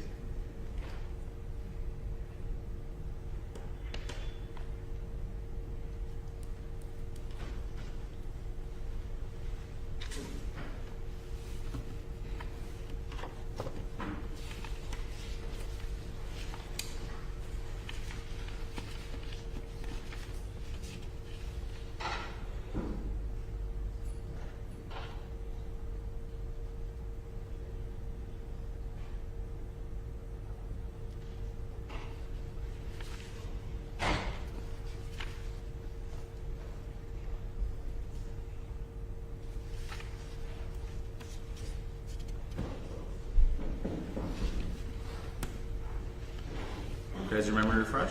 Yes. Was he a permitted person in that apartment? Christian HablamosTv. Was he? Yes. Okay. As part of the documents obtained as part of the crime scene documents in the scene, at any point in time did Miami Police locate an electric bill? Sorry, say that one more At time. any point in time did City of Miami locate an electric bill in the name of Christian Oluselli? I can't remember. Okay. If it did, it would be in the crime scene photos? Yes. Okay. When you went through, did you locate clothing belonging to a male? Yes. Did you locate his belongings? Yes. Mr. Prieto was discussing with you the defendant having, quote unquote, kicked him out. As a fellow tenant of that unit, would she have been legally? Objection, Judge, calls for legal conclusion. Did she let him back in April 1st? Yes. Did she let him back in April 2nd? Yes. Did she let him back in April 3rd? Yes. Mr. Prieto asked about or discussed with you body worn camera from an April 1st incident, so I want to talk to you about that. Have you reviewed that body camera? I did, but I don't remember too much from it. That's fair. Do you recall a conversation about a restraining order? Yes. Okay. Do you recall the defendant making a statement that she needed to get a restraining order before the victim got it? I remember the restraining order part, but that's it. Okay, I'll just direct the court to that. Do you recall a police officer asking the defendant whether she was under the influence of alcohol or controlled substances? I don't remember. Okay, I'll direct the court to that. Do you recall whether the police instructed her as to the circumstances in which of how to obtain a restraining order? Yes. And did the defendant state anything that would have justified the issuance of a restraining order? I'm sorry, I didn't hear you. Did the defendant say anything that would have justified the restraining order? I don't remember. Objection, Judge, calls for legal conclusion. Mr. Prieto discussed with you regarding clumps of hair in the Las Vegas incident. So I want to walk through that with you. Do you know whether that was human hair or extensions? I don't. Do you know whether the defendant took them off herself or whether they were ripped off? I don't. Did, in the video, did the defendant's hair appear to be disheveled? Yes. Okay. Did it appear to be yanked, like missing patches? No. Okay. So you don't know how the quote-unquote hair, clumps of hair got anywhere? I don't.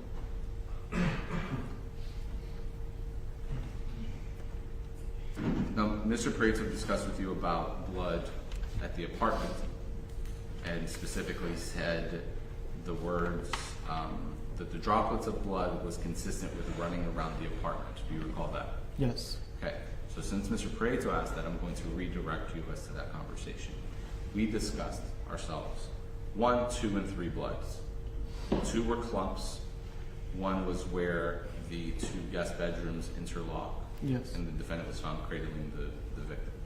The second was a little bit further into that. Yes. Right, okay. So then the droplets of blood, where was that? It led from the second pool of blood to the master bedroom and bathroom. Okay. Through the kitchen. Yes. Okay. So because that pool of blood that we discussed was number 2, where the defendant was found, or the defendant and the victim were found, that was the conclusion of the droplet. Was that the conclusion of the droplet trail? I'm sorry, can you start over? Since we know that the victim and defendant were found at that second pool that we discussed. Yes. Is your testimony that the droplets, because it was running around the apartment, that was the conclusion of the droplets of blood throughout the apartment? Yes. Okay. And more specifically, the droplets of blood begin in the kitchen, go to the master bedroom, back through to that second pool? Yes. Okay.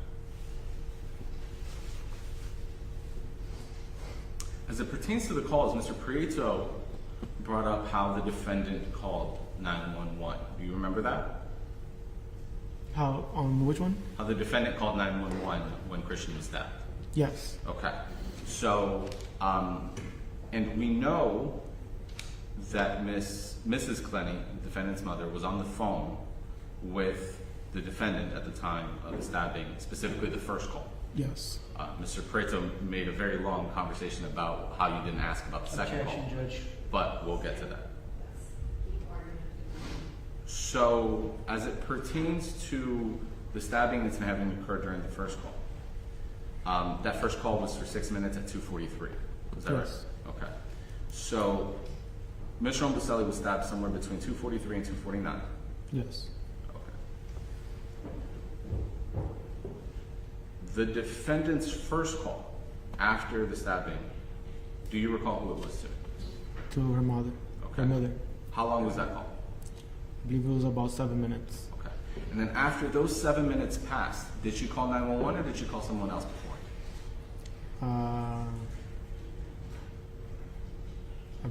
I can't remember. Okay. I'll direct the court to the records. And then she called 911. Yes. So, in a nutshell, she waited 10 minutes before she called 911. Yes. Objection, Judge. It's facts, not in evidence. I'm eliciting the fact to be in evidence.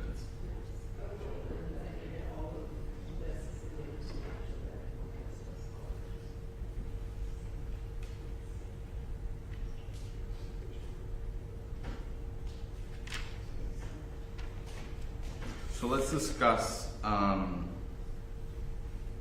your conversation with Mrs. Clenney, and the court has the audio recording of it.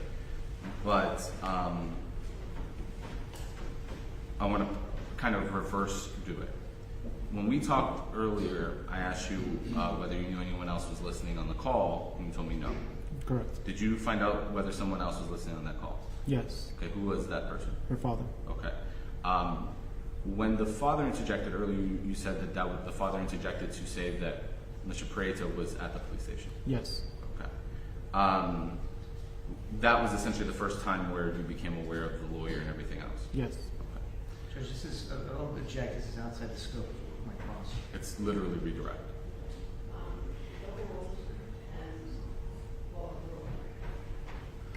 So, at that point, when you got up and left to go let Mr. Prieto into the police department, that ceased your interview with Mrs. Clenney.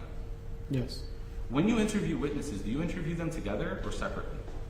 Separately. Why do you do that? So they don't share information with each other, and we can get two different understandings of their side of the story. So, not having known that Mr. Clenney was on the other line of that phone, you don't know whether he was feeding her answers or not. Correct.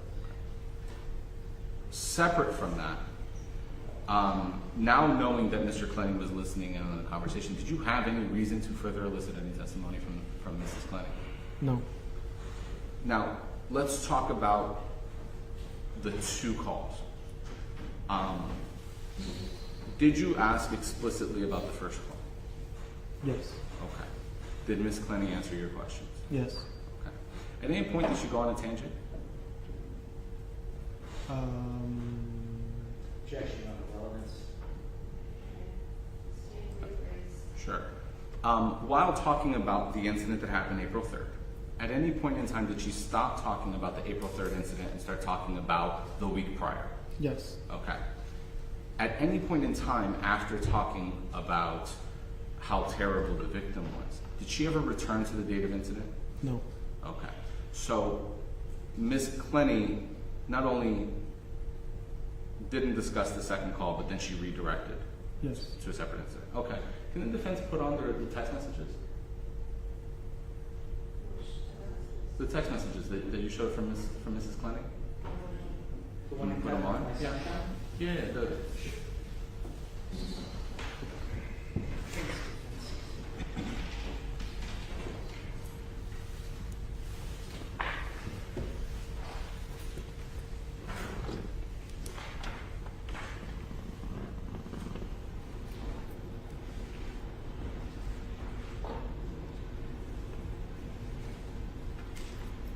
while they do that.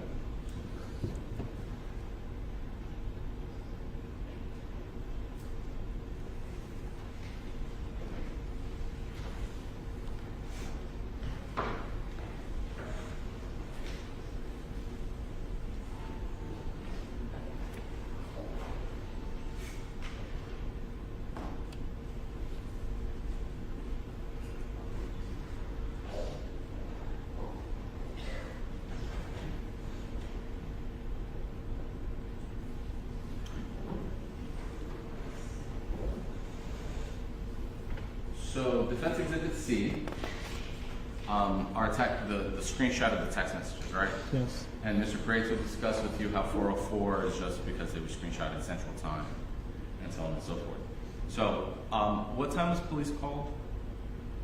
I don't remember that time right now. Would you agree it was before 5? Yeah. Okay. So all of these text messages were sent after stabbing? Well, I can't really tell. Well, the first message 4:04 p.m. Yeah. Do you have an iPhone? Yes. Okay, so do the messages kind of load reverse chronologically? Yeah. Yeah. Okay, so you agree that these messages were sent after the stabbing? Yes. You've reviewed the body camera in the case, yes? Yes. When the officer that first arrives and renders aid, what does he do to Ms. Clenney? He separates her from the victim. Is she put in custody? She's detained. Yeah. Did she handcuff the victim? Yes. Okay, so did she have access to her device? No. Okay. So when Mrs. Clenney sends this message, please tell me what is happening, asking the defendant what is happening, the defendant would be unable to reply. Correct. Okay.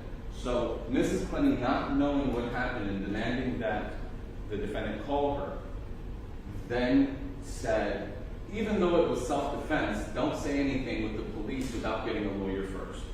That's what's in Defense Exhibit G. Yes. But that wasn't the message that you saw, right? No. The message you saw was the last one? Yes. The last message says, before it cuts off here at the bottom, it is very important, ... Even though it was self-defense, you cannot say anything without an attorney exclamation point. Innocent people get in trouble all the time, right? Yes. Is that offering the defendant self-defense? Objection, Judge. Speculation.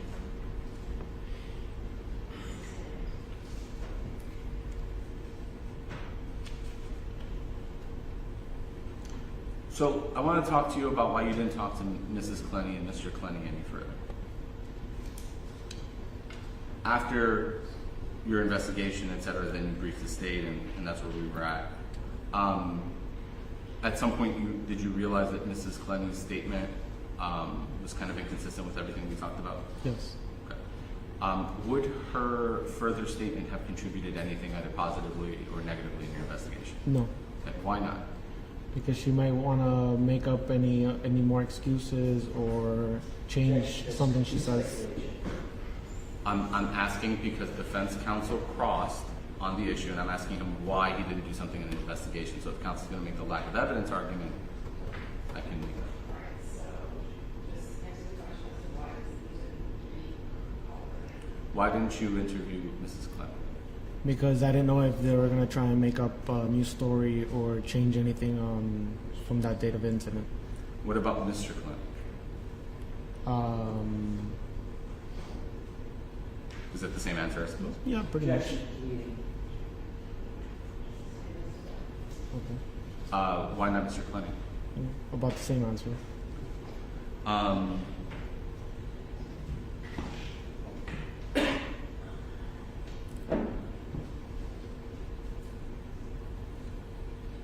neither, you know, on cross, Mr. Prieto asked you about where Mrs. Clenney and Mr. Clenney were in relation to the defendant.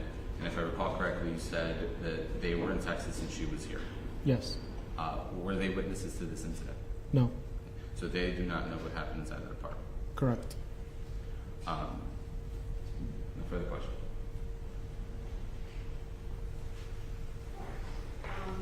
May this witness be excused? Yes. I'm not going to recross judges.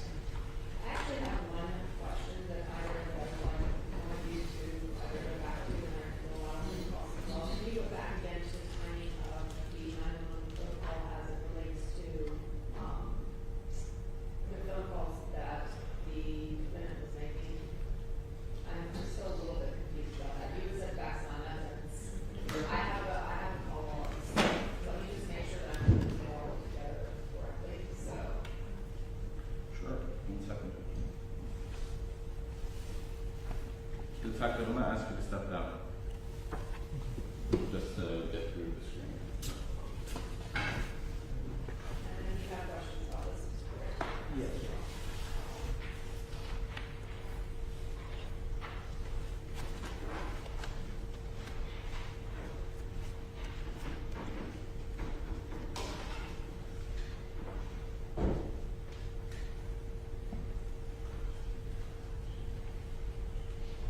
Does the court want me to go straight to the exhibit, or does my PowerPoint slide? I'll go straight to the exhibit. Yeah, please, please. Can I borrow a pencil? Which one? The one in the box.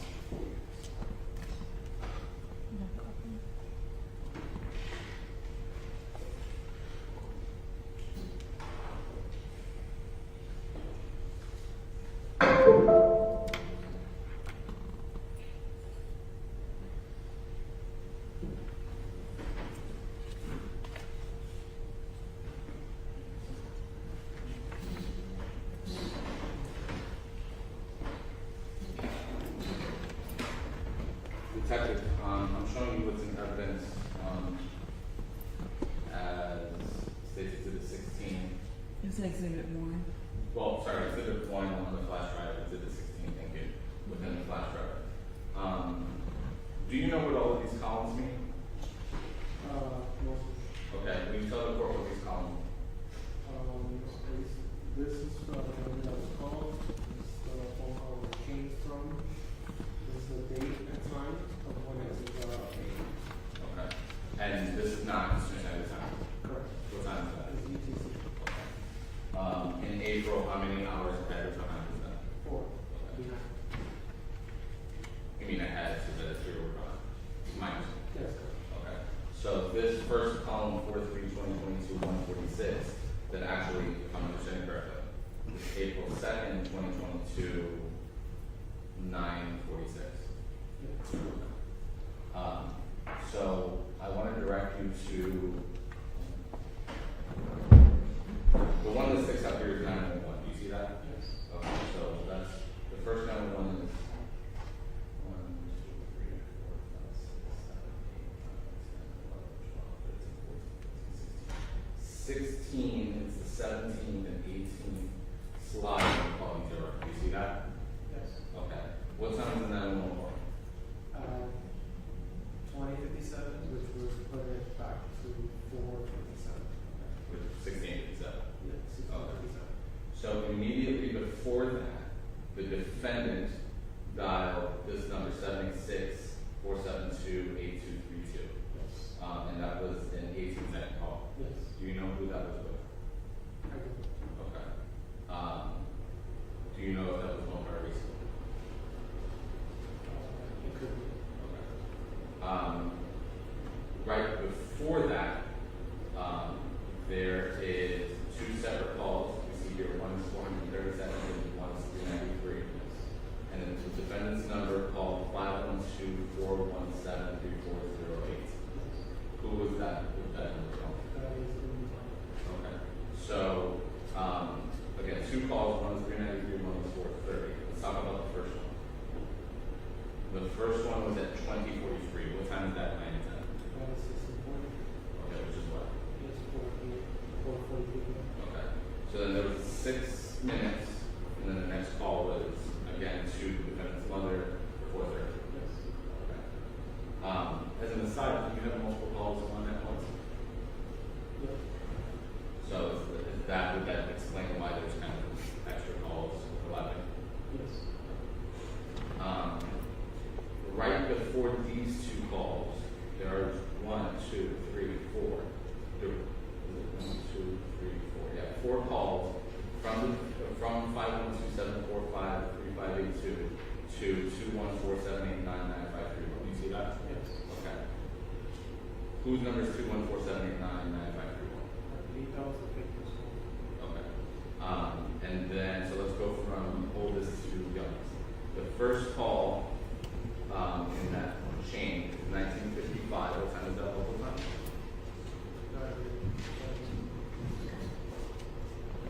Be 13? No, sorry. Okay. So 1555 is what time local? Okay. So 1555 is 355 local time. Is that the same time when Mr. Musella getting the elevator? Yes. So the defendant is calling the victim, and he's not answering. The defendant does that one more time, exact same minute. Do you agree? Okay. And then again, 6 minutes later. Okay. And then finally at 20:33, he does get another call. This one's in. How can you tell that this one's in? Because it was more like that. Okay. And then 5 or 3 means okay. Just for the record, I'm sorry I keep interrupting you. What does it mean? It means that I was called police, but I hung up. So, just I guess put a pin in it and how much time passed between the first call to mom and the defendant calling 911? So 2043 to 2057. 11 minutes? 10, 11 minutes? I think math isn't our best option. Would that be 14 minutes? 14 minutes. Okay. I believe, I don't know if the court wanted me to inquire any more about that.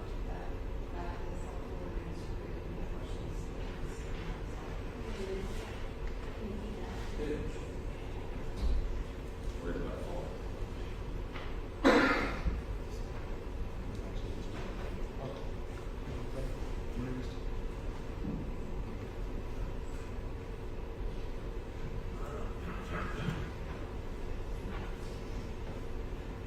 You need better stuff.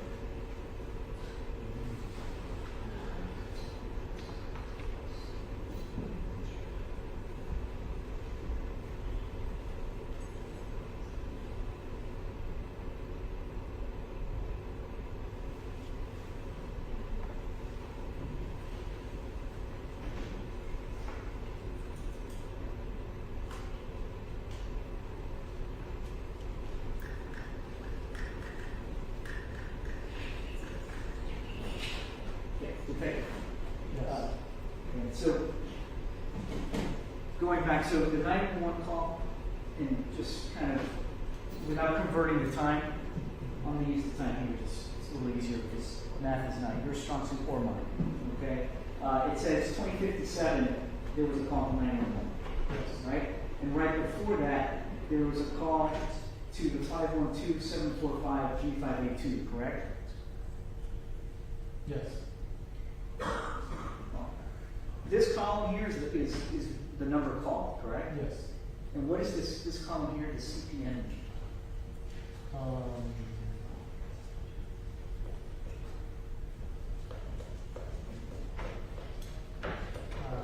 can't remember right now. Well, let me just phrase it this way. There's 2 calls prior to the call to 911 to 512-745-3582. Is that correct? Yeah. So those are calls to Ms. Clenney's mother, right? Yes. You have no idea when Mr. Musella received that statement, correct? No. Prior to the call to 911. Correct. You don't know if it was during the first phone call or the second phone call, do you? Correct. So that's complete speculation then. You could say that there was a time lapse of 14 minutes before she called 911, correct?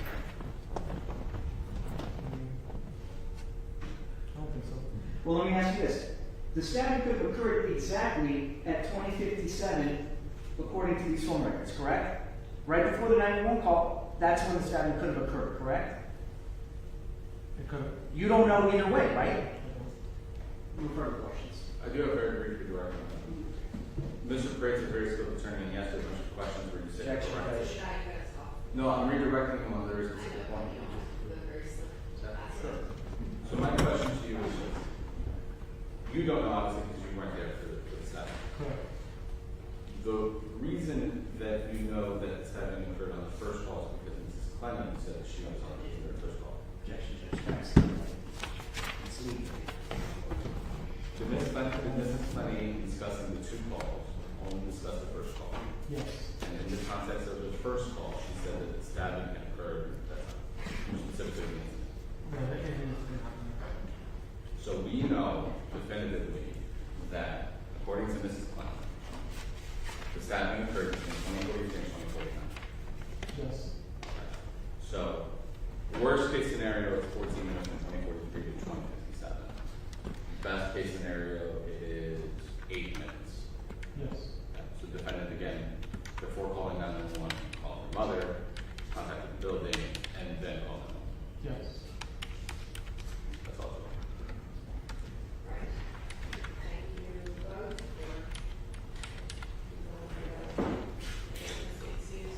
As far as the decision is concerned, Yes.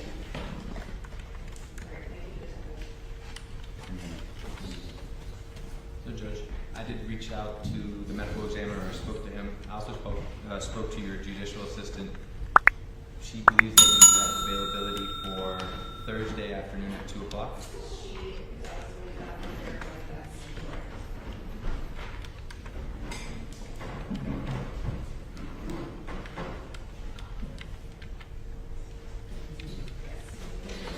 And Dr. Hutchins is also available for that time. That's good for the defense judge. Oh, 1:30? 2 o'clock. She said 2. Or whatever the court wants, we're available, but I think your J said 2.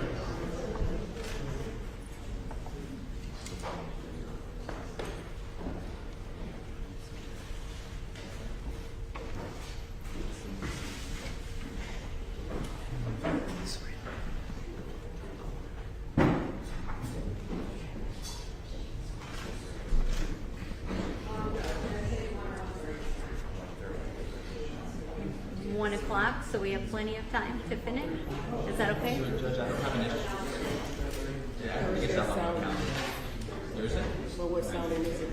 Is it a season? It should be. We had C last week. Yeah, I don't think it's that bad. No, so we should be. I was like, if it's a season. And before 12:30. Yeah. the one that's by itself. So the medical examiner can't be here until 2.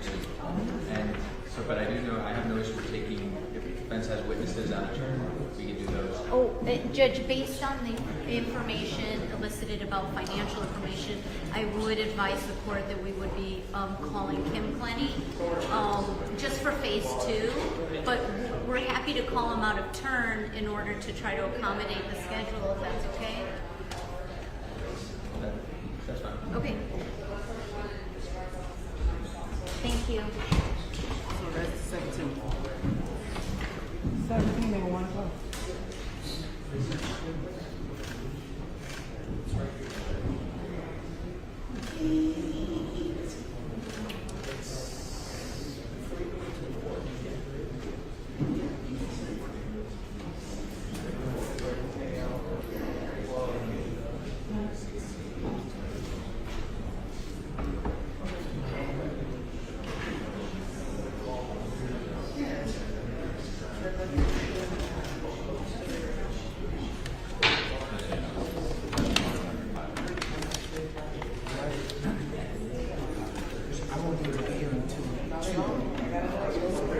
So the defense gonna call some other witnesses, but I need to hear from the medical examiner and say what to let you know. Yeah, Dr. Yeah, thank you.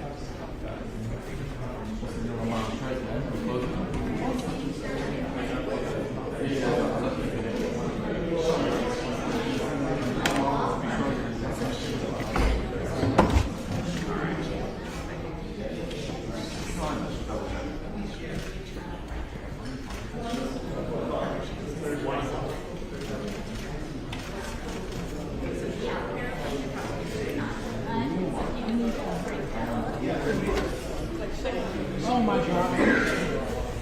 I am not late. You just late. And, no, yeah. Thank you.